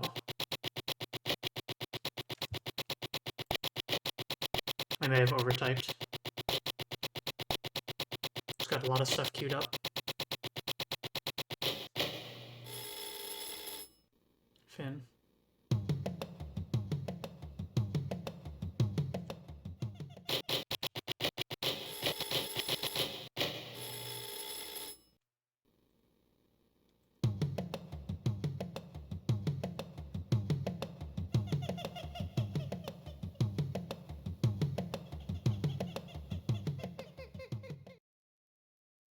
You are out of memory.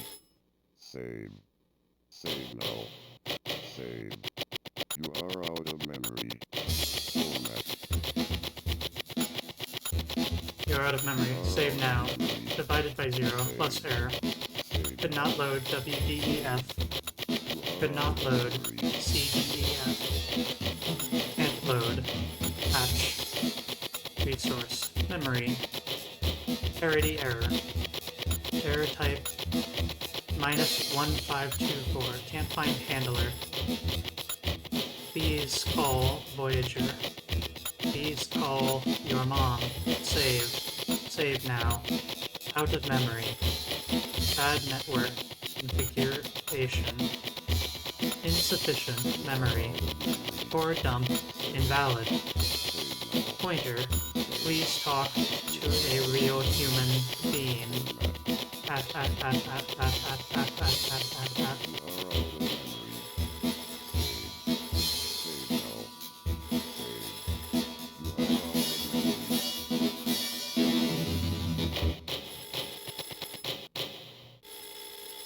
You are out of memory. Save. Save This now. is a recording. Save. You are out of memory. Format.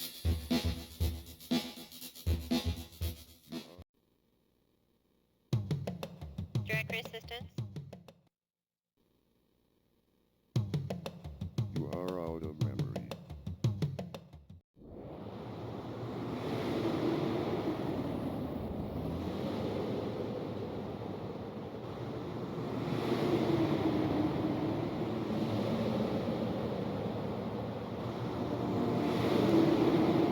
I wonder if it's just something that's non-functional for this release of the game, or if this is some kind of emulator issue.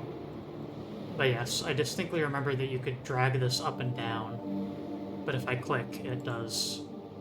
Well, there it is. That's how. The ones that are red are places we've been.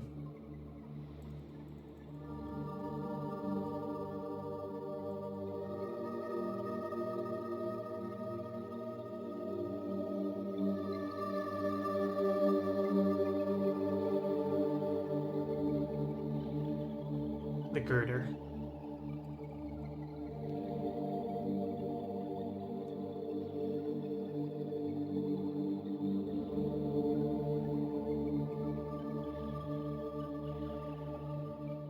Directory assistance. Ice skates will be next.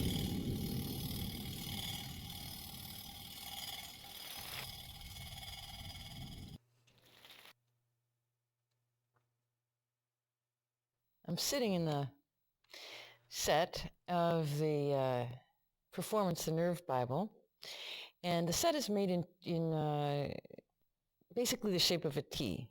There's a really long, 36-foot long beam, kind of an I-beam, and all our projection surfaces move along that.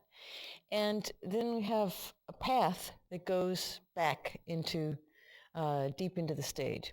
So these are the two kinds of time that we're using. This is sort of the present timeline, and then all of the stories about the past, all of the stories about memory and things you can't change, they happen kind of back that way. So the other elements in there are these two beams that come up and go down, and then we also have this globe, and this cube up here and the globe over there, and these are projection surfaces, so you can wrap film around them. So even when you project onto a surface that isn't just straight ahead flat, the light sort of bends, and so that's how we're using those things.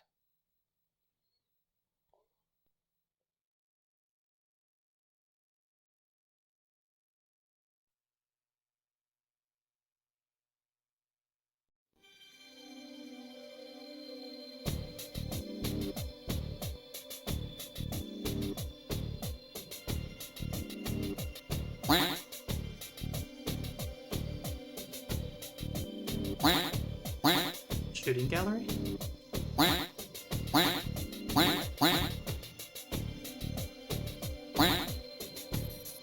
For those that don't know, old Macintoshes had this exact sound as an error sound option.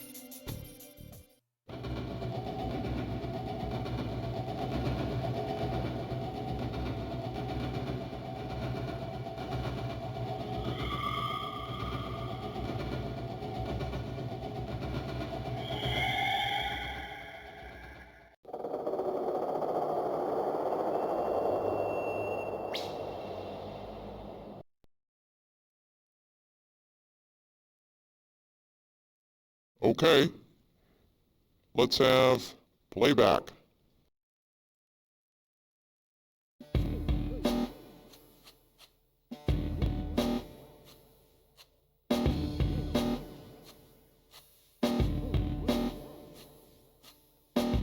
I live on the highway near the Puppet Motel.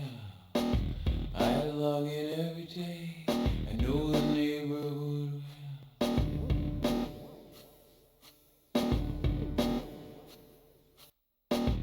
How about the residents of the Puppet Motel? More than a little spooky, and most of them are mean.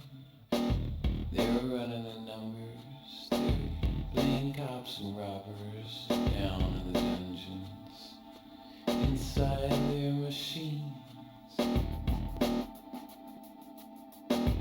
You know it's really real now, we have fourth-dimensional dreams. Their minds are out on bail now, real is only what it seems.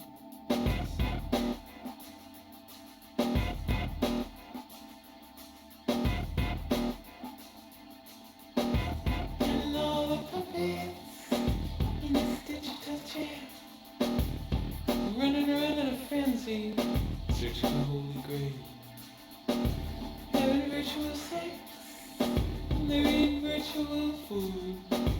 No wonder these puppets are always in a lousy mood. So if you think we live in a modern world where everything is clean and swell, take a walk on the B-side of town, down by the Puppet Motel. Take a whiff, burning plastic.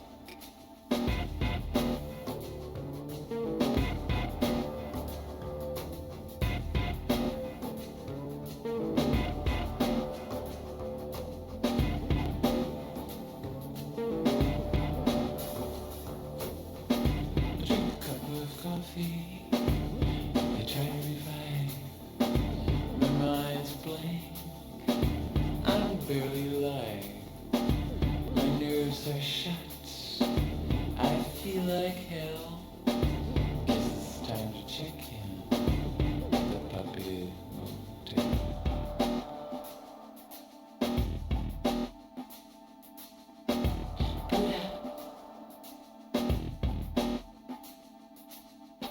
Good afternoon. Boss. Ooh. I hate it like the way you talk. Pardon me. Shut down. Say, so, how was that? Was, anybody checking the lip sync? Huh? Hello? Hello?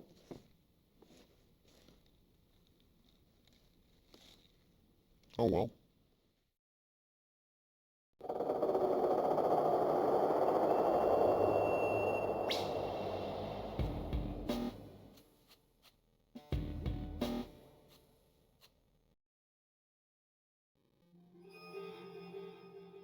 Back here again.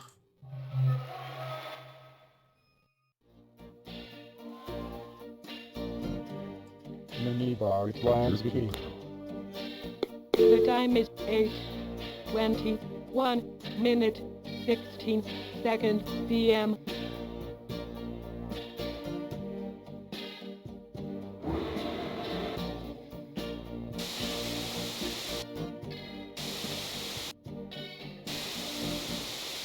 Weather reports from coastal stations for 0400 GMT. Tyree, southeast by east 5, intermittent slight rain, 9 miles, 1005, falling slowly. Buttered Lewis Lighthouse. Southeast by east 3, 16 miles, 1008, falling slowly. Sumter, southeast by east 3, 13 miles, 1013, falling. Bypass, southeast by east 5, 6 miles, 1011, falling slowly. Bridlington, southeast by south 4, 3 miles, 1013, falling slowly. Dover, south 4, 7 miles, 1013, falling. Greenwich light vessel, south 4, 5 miles, 1012, falling. Jersey, south by east 4, continuous moderate rain, 3 miles, 1009, falling.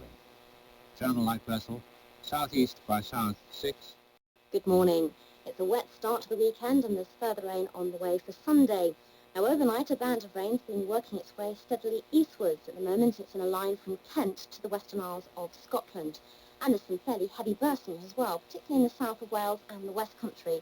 And that's generating quite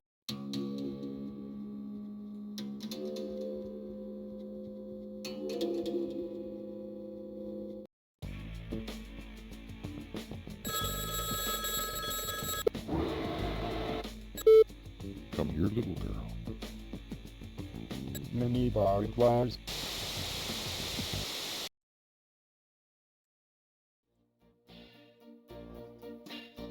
Now the weather report. good morning.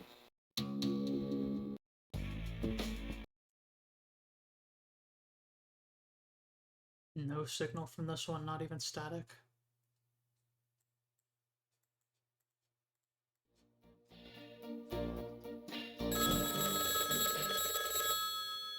I knew a woman who lived in an apartment on the 6th floor. I knew a woman who lived in an apartment on the 6th floor. And every...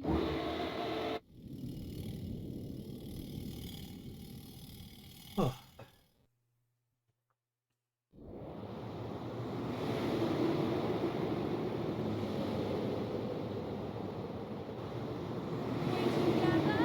Riverside Wings just rated with 3 viewers. Greetings, Riverside Wings. May you join us on our exploration of the Puppet Motel. Puppet Motel is a creation directed by Laurie Anderson, and is in fact called Laurie Anderson's Puppet Motel, a multimedia experience from the 90s.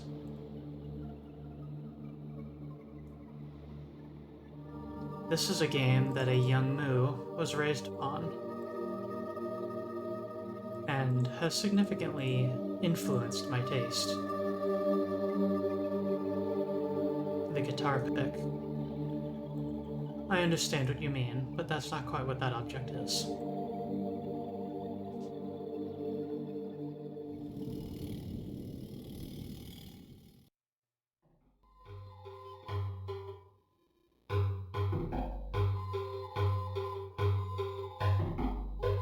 The amazing Ouija floorboard.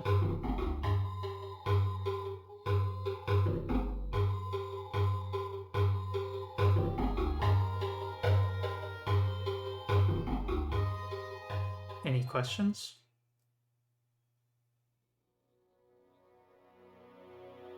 Yes. Type your question.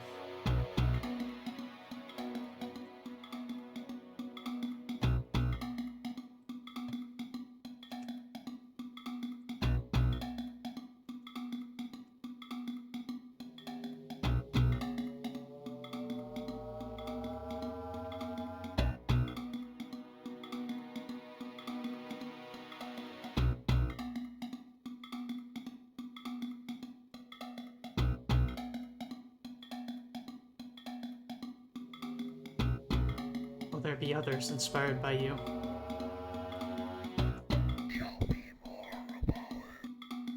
Tell me more about it.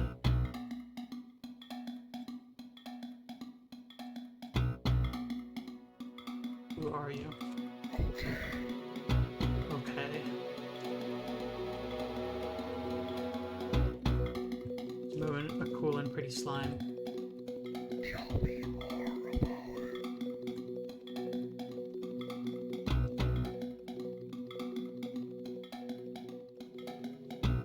Moo is a VTuber. Do you know what that is? I see. Suggested questions. Is time wide? Is everybody just acting? Do you want to hear a story?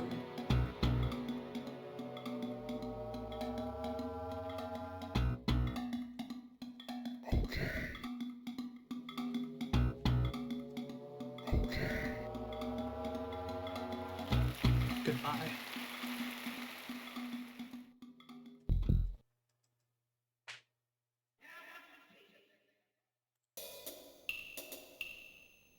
Do you want to play a game? Directory assistance.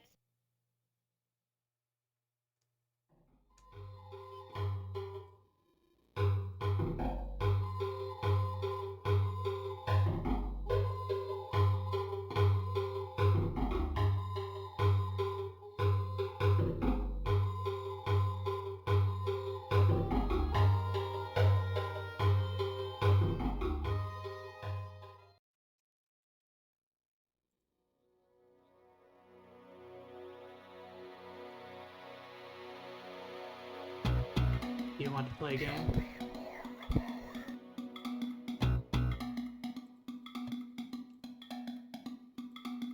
That may be everything in this room. Oh.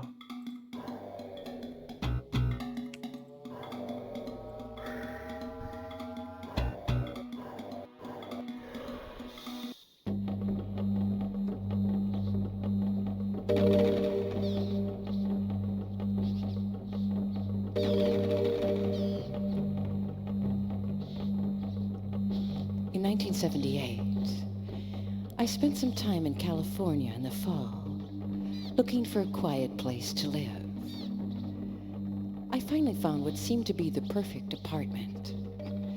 But the night after I moved in, I heard a tremendous pounding sound. As it turned out, I had moved in right above a Hawaiian hollow log drum school. Every other night, it was converted into a hula school with a live band of 6 Hawaiian guitars.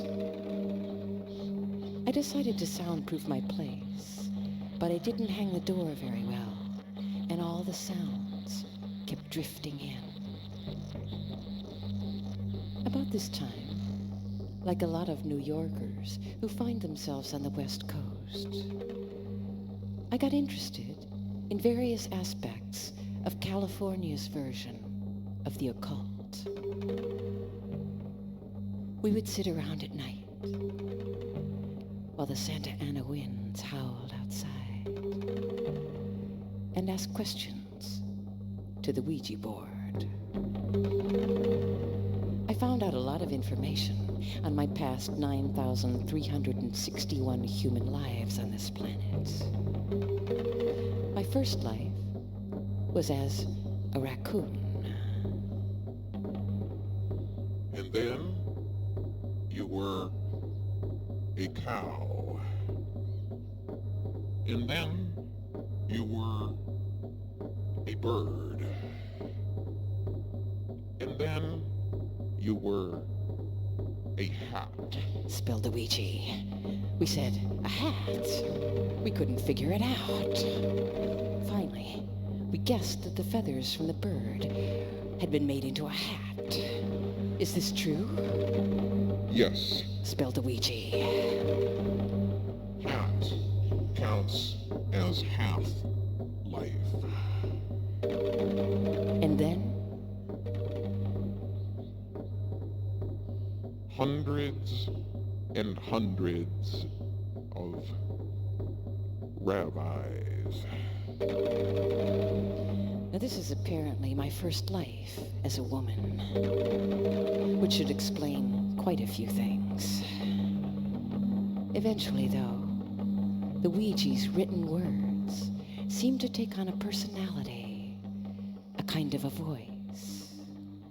Finally, we began to ask the board if the Ouija would be willing to appear to us in some other form. Forget it, forget it, forget it, forget it, forget it, forget it. The Ouija seemed like it was about to crash. Please, please, what can we do? We were nagging it now. So you will show yourself to us in some other manifestation.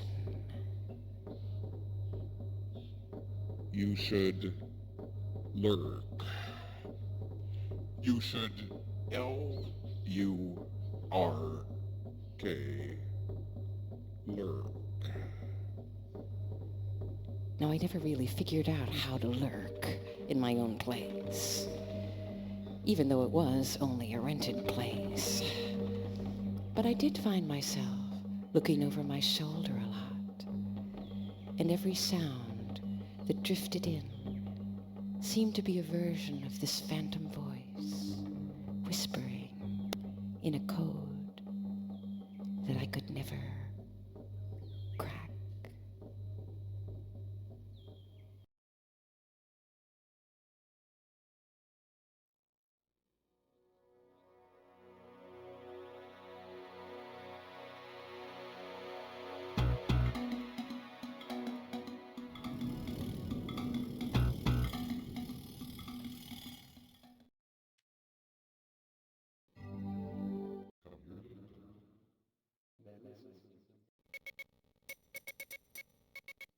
Hmm.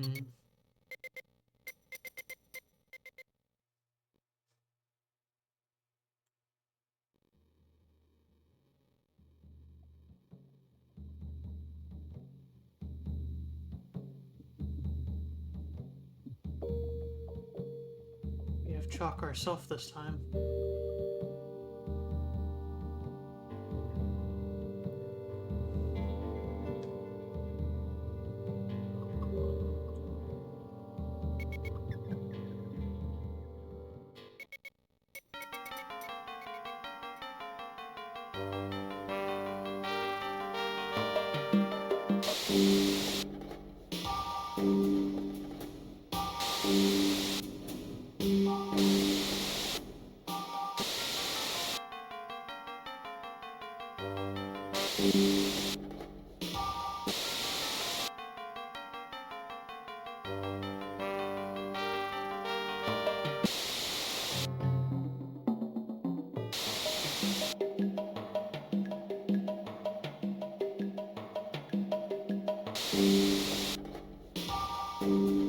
If this even is a puzzle to be solved, I never have.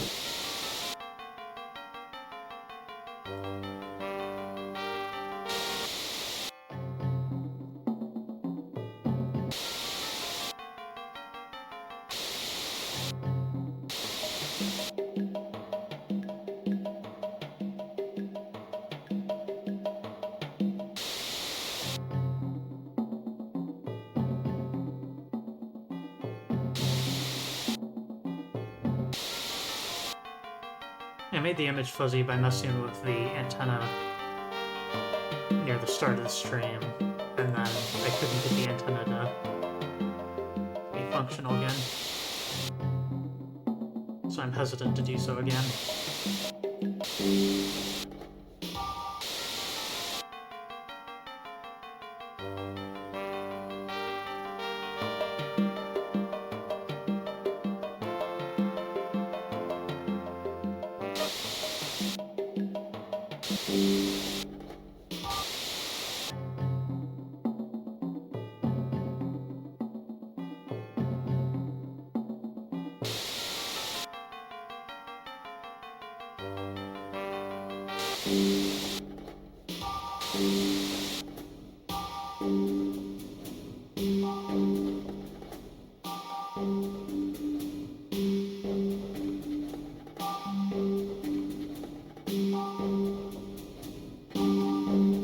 Try sweeping my mouse across.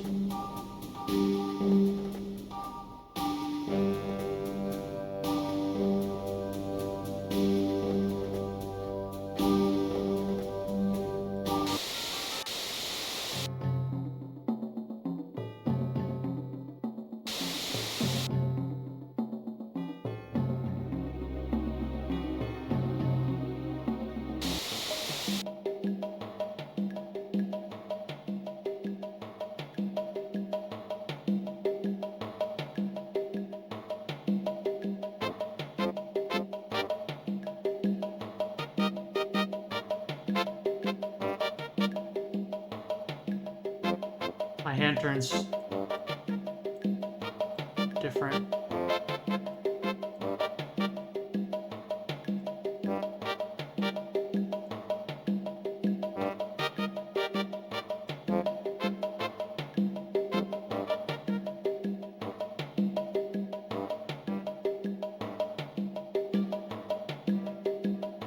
Can't get it out.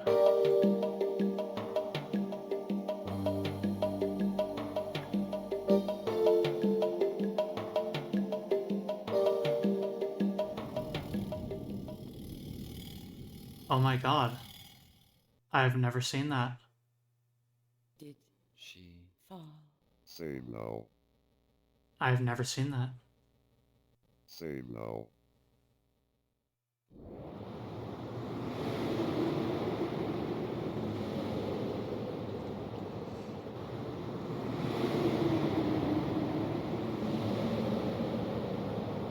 Pencil in hand, apparently.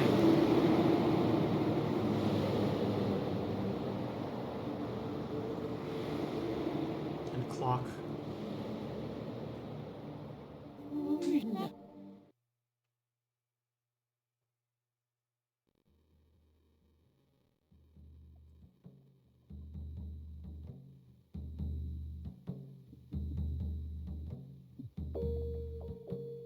Ah. Stay now. Love me. Stay, remember me. Stay now. Remember me. Remember me. Stay, remember me. Stay, remember me.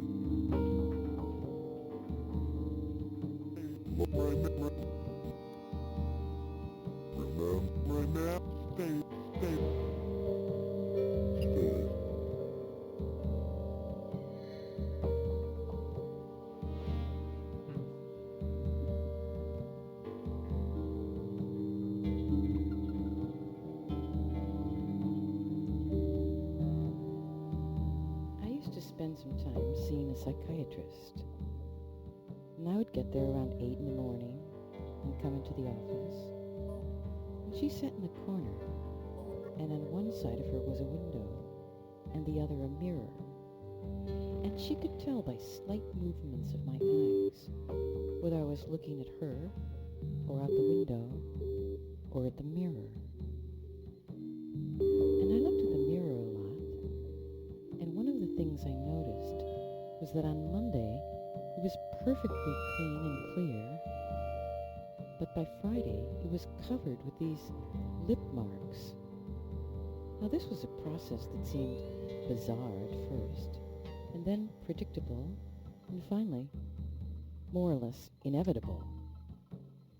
Then one day in passing I said, "You know, it's like the lip marks that appear on your mirror." And she turned around and said, "What lip marks?" And I realized that because of the way the sun was coming through the window and hitting the mirror at an angle, that she couldn't see them. So I said, "Why don't you sit in my chair? You can see them from here." And I'd never seen her get up before, but she got up. She could actually walk.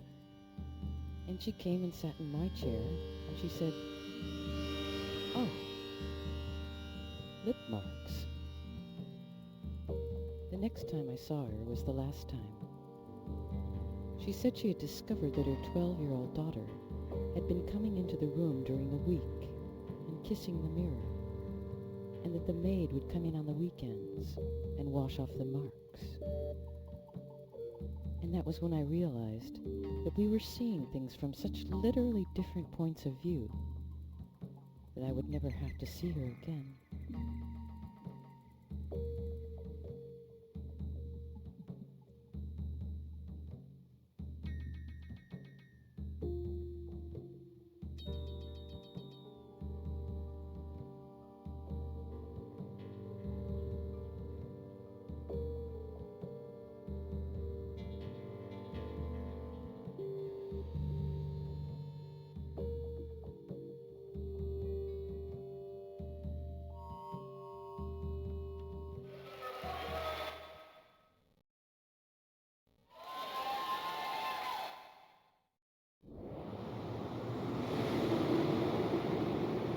Yeah.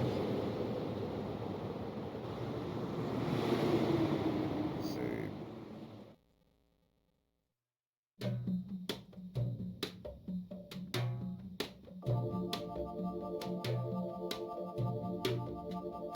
Do you believe the future is written in the palm of your hand?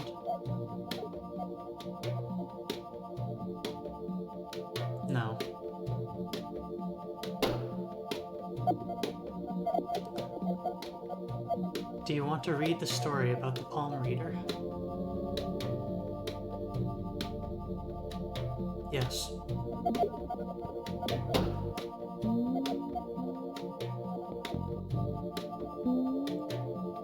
The palm reader. I went to a palm reader, and the odd thing about the reading was that everything she said was totally wrong.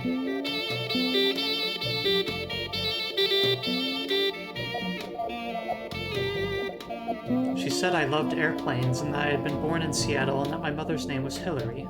But she seemed so sure of this information that I began to feel like I'd been walking around with these false documents tattooed to my hands. It was very noisy in the parlor, and members of her family kept running in and out.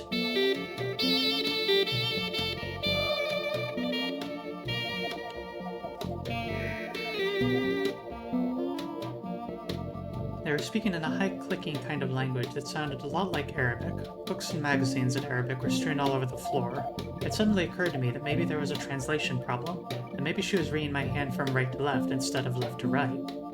Thinking of mirrors, I gave her my other hand. Then she put her other hand out, and we sat there for several minutes in what I assumed was some kind of participatory ritual.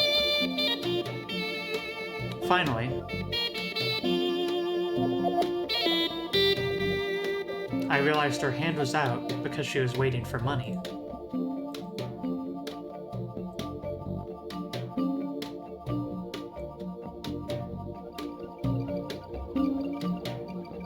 The palm reader, Arabic translation.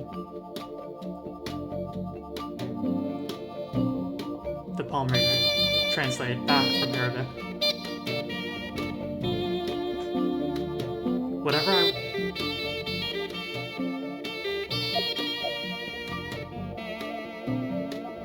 I was told that the palm reader was far from true. She said that I liked aircraft, I was born in Seattle, and that my mother's name is Hillary. She seemed so confident about her psychic abilities that I felt my mind begin to drift from reality, and that those forged facts are tattooed on my hand. The living room was filled with chatter by her family that kept entering and leaving the room. They were talking in a high-pitched language that sounded like Arabic. Books and magazines scattered on the floor. Suddenly it appeared that she is experiencing a problem interpreting my palm.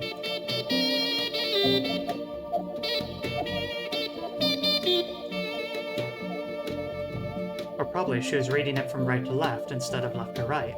Thinking about what she said earlier, I gave her my other hand, and she extended her other hand back to me. We remained seated in this position for several minutes, as if participating in a ritual. It eventually became clear that her extended hand was waiting for her money.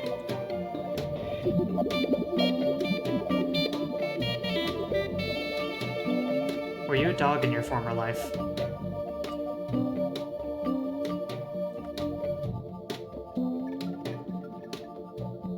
Yes.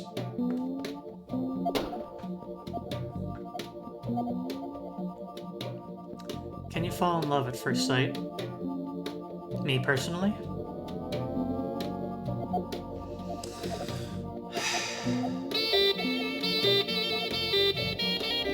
I think no. Close, but no. Do you hope to leave your mark? With my actions right now. With my actions that I'm taking right this moment, I hope to leave my mark. Yes. Are things getting better?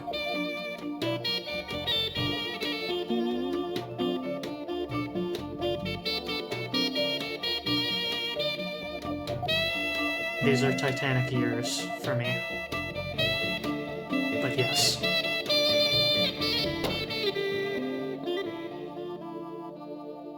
Can you make a perfectly round tortilla?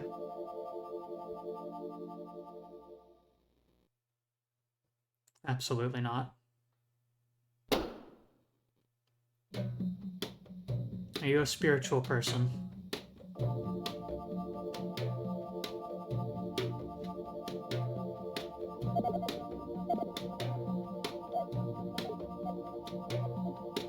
I have found divinity in a machine exactly once. No.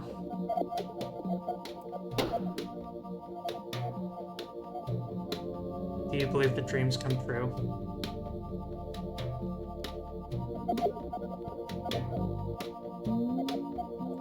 They have.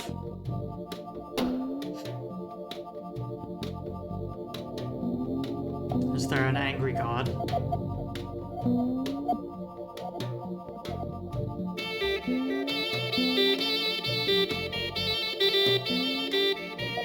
There have been millions.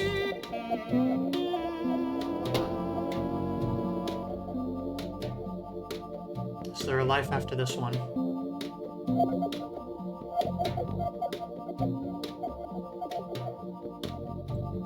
There isn't.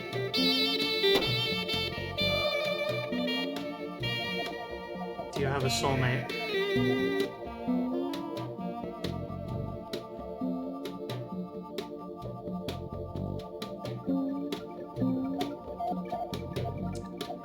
Where's I hope so?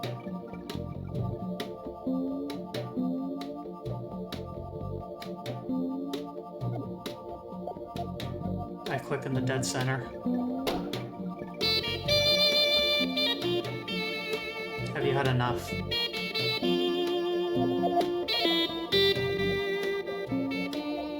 No. I could do this forever.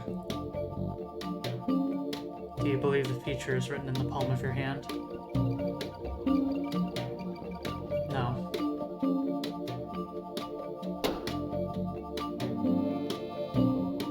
Do you believe the future is written in the palm of your hand?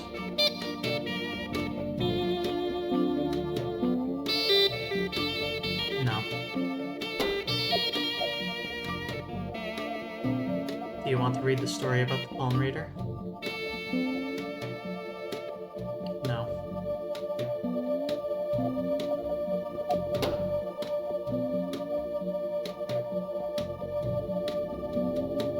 I've had enough.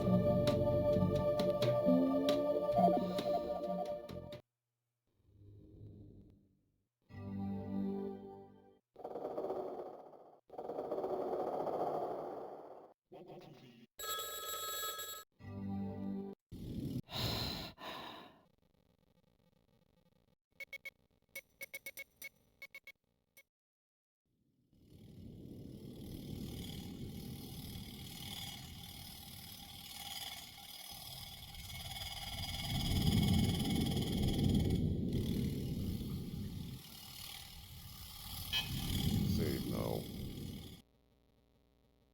The digital clock. Save now.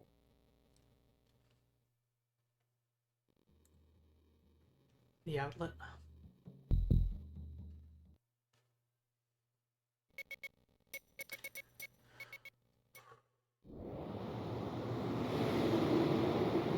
What remains at this point?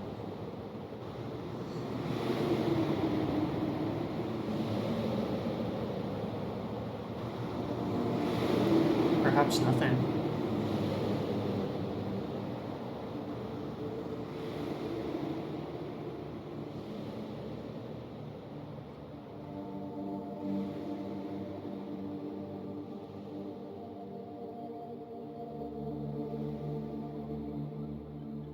I know of one thing that we can do.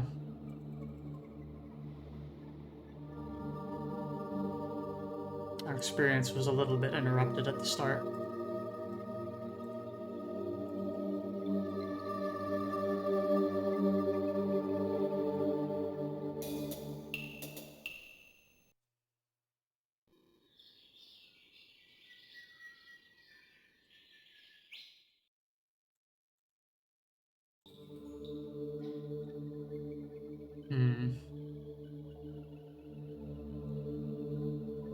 It was the night flight from Houston. Almost perfect visibility. You could see the lights from all the little Texas towns. How did I end up with a running man at the very start?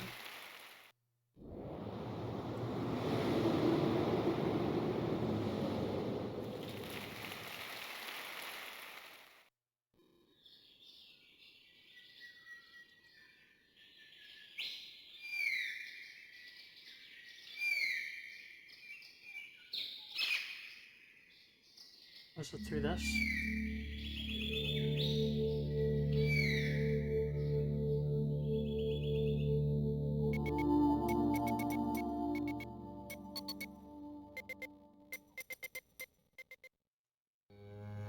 Here we are.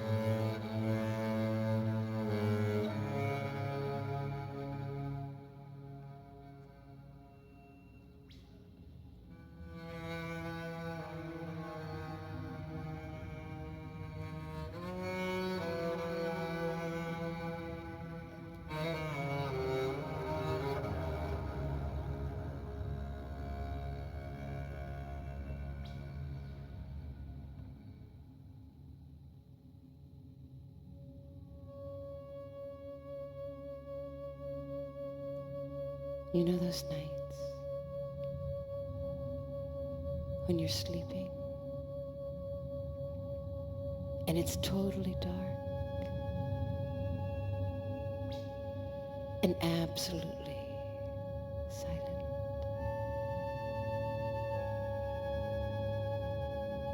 And you don't dream,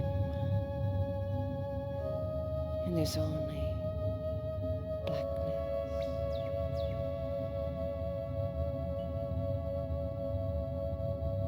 And this is the reason. It's because on those nights, you've gone away. On those nights, you're in someone else's dream. You're busy in someone else's dream.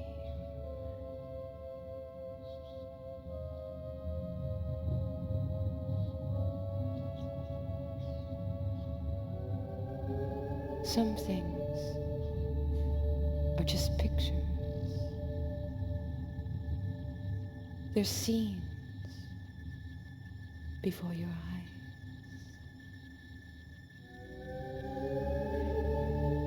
Don't look now.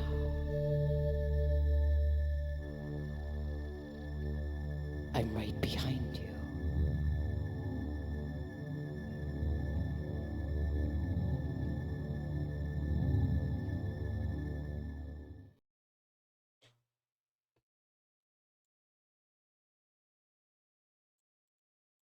You are out of memory. Save. Save now. Save.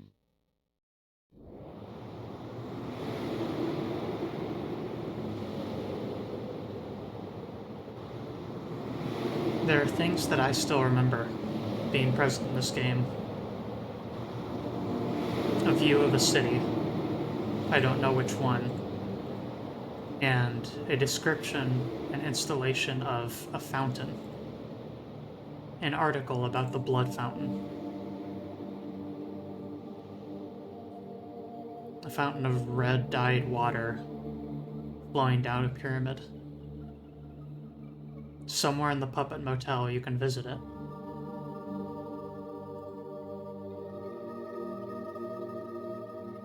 But I don't know where it is. This is a recording. If your dedication is deep enough to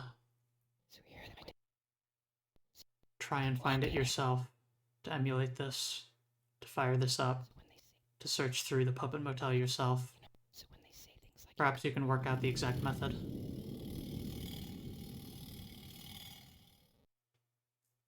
The notes, that's a good point.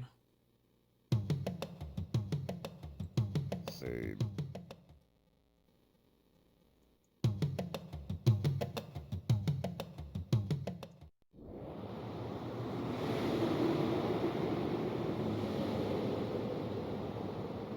I suppose that's a good tool that we have access to, so...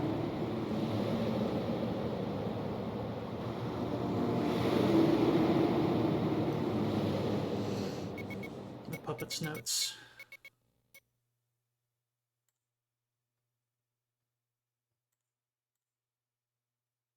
Hey!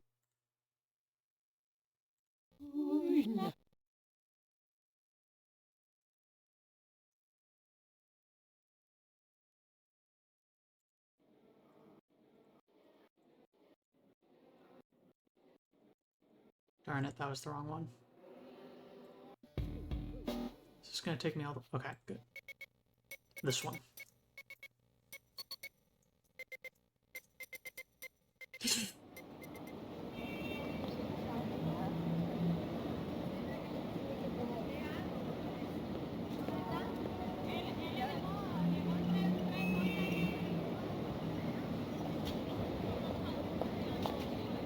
The blood fountain is made of concrete with white marble facing. The fountain stands approximately 50 feet tall, shaped like a thick obelisk, has a groove cut in the top from which red liquid continuously flows, falling down the two wider faces.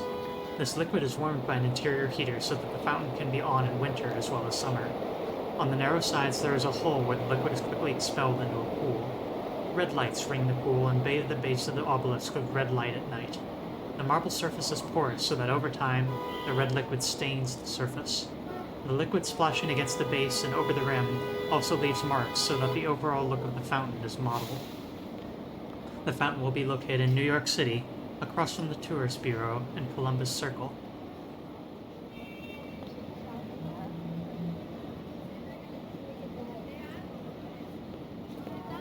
I believe I've seen this once or twice in my life. Directory assistance.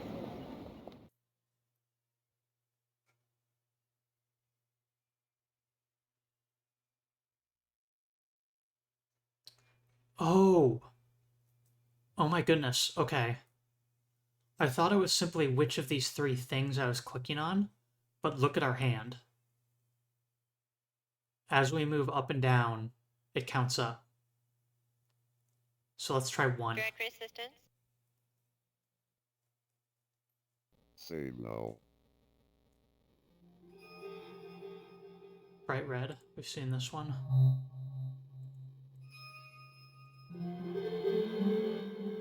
You are out of memory. Save. 2.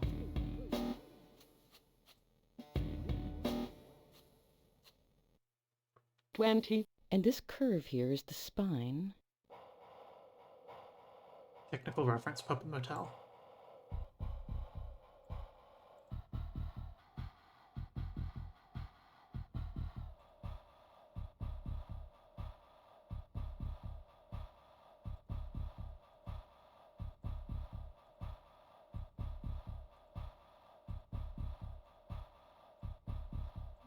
There's no way, but also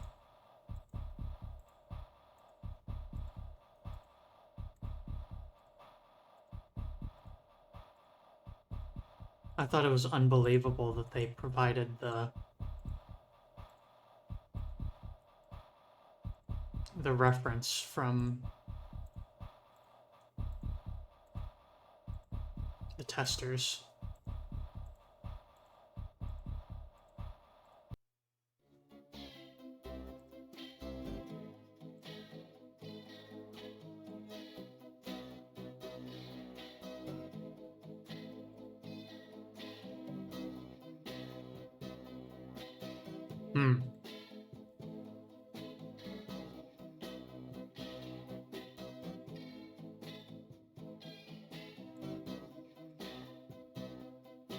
We're being tricked. There's repeating stuff. The pages are randomized.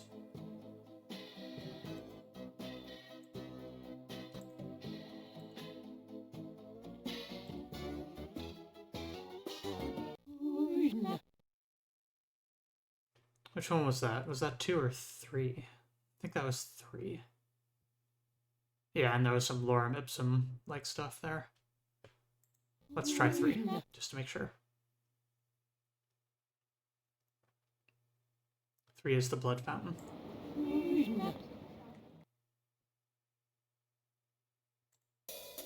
What's 4?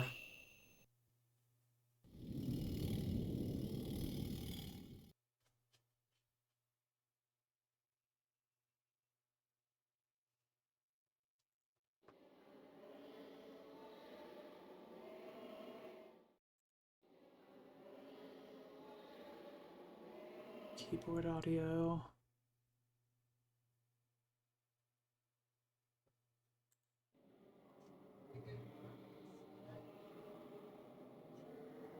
Along the hallway on the walls are logos of symbol of places, phone, plug, head, key, camera, flash, chalk graffiti, shadow.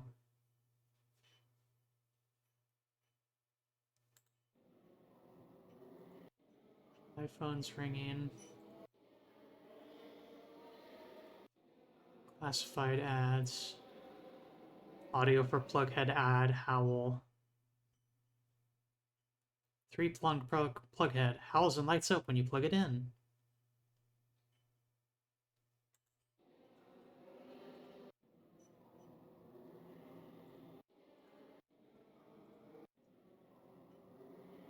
QuickTime movie of clacking teeth.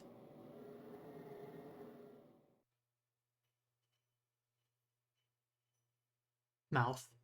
You know it's hard to eat just vegetables. Fortunately, vegetarians have come with a few simple guidelines. Don't eat anything with a face. Don't eat anything with sexual urges. Don't eat anything with a mother and father. Don't eat anything that can run away from you.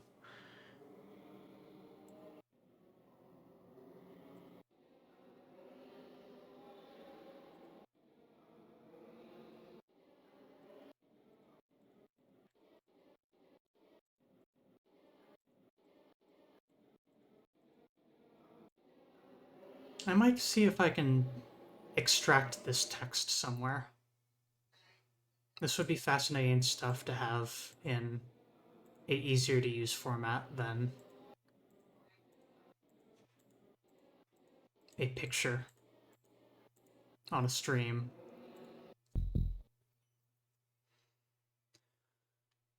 Okay, that leaves 5. This is a recording. Hopefully it's a text file. Yeah, here's hoping. Ah, yes, the information. Save. This, I think, leaves us only one thing left to do here.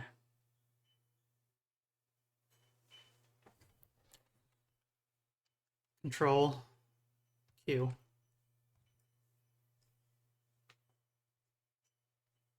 Games are made by people.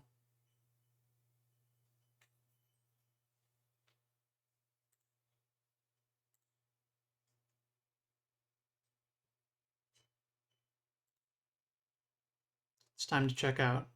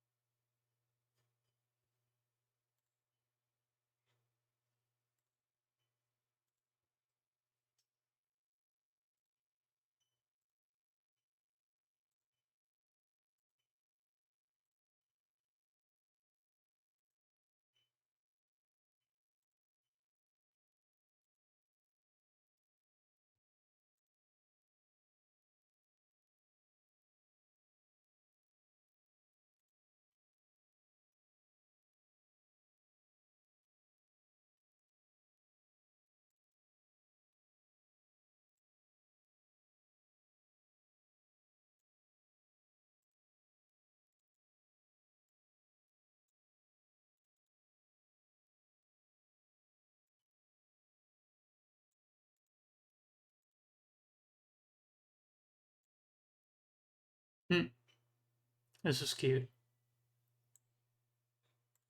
These are save files. If you type in the same name when you come back, it will keep track of which rooms are red.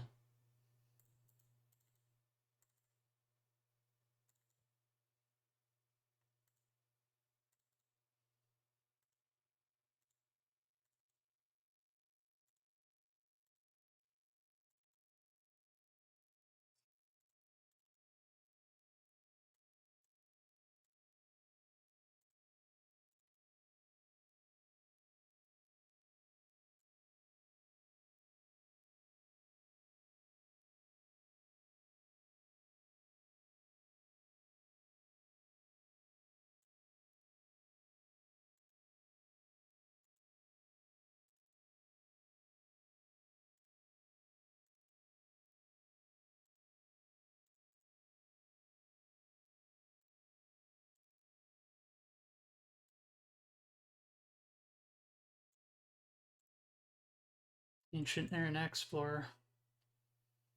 Let's see, anything else that we can see in the README file? Nobody knows what READMEs are anymore, though.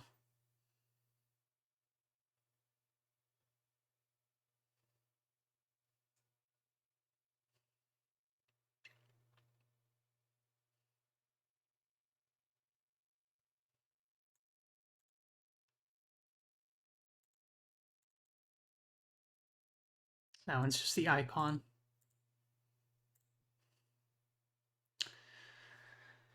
Right. That, my friends,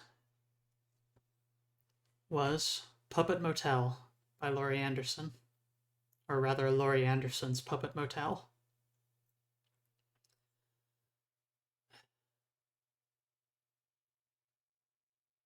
This is, as I mentioned, one of the most influential works on my overall tastes and desires for video games.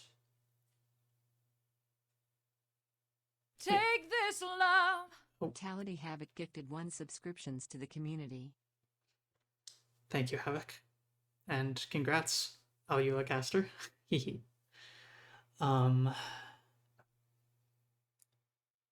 What do I even say about this, you know? Yume Nikki later on had a similar sensation of unnerving, but nothing here is going to harm you. Just sort of, everything's a little bit scary.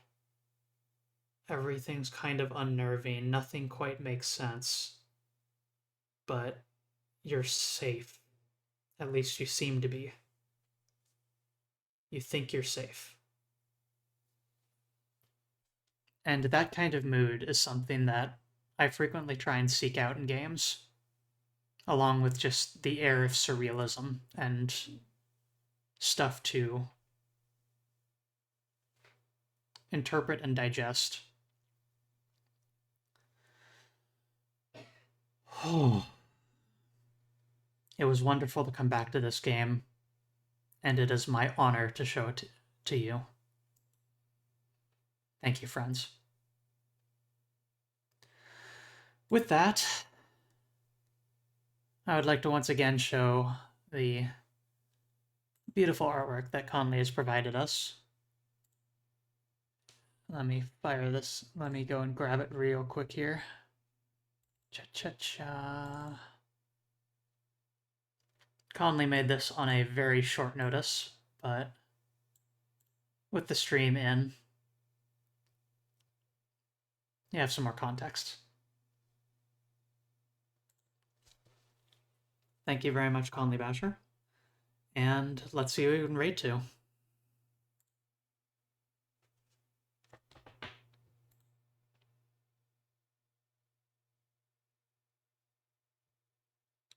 Ta-ta-ta.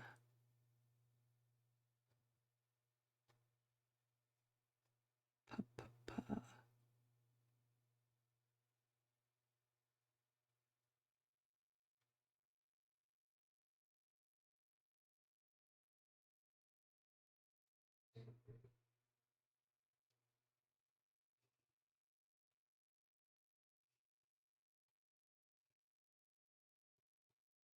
Kalmi Amarok is playing Terraria.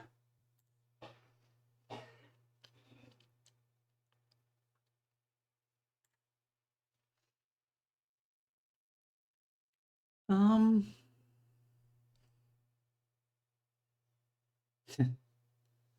suppose let him know that the slime sent you, and that I just checked out of the Puppet Motel.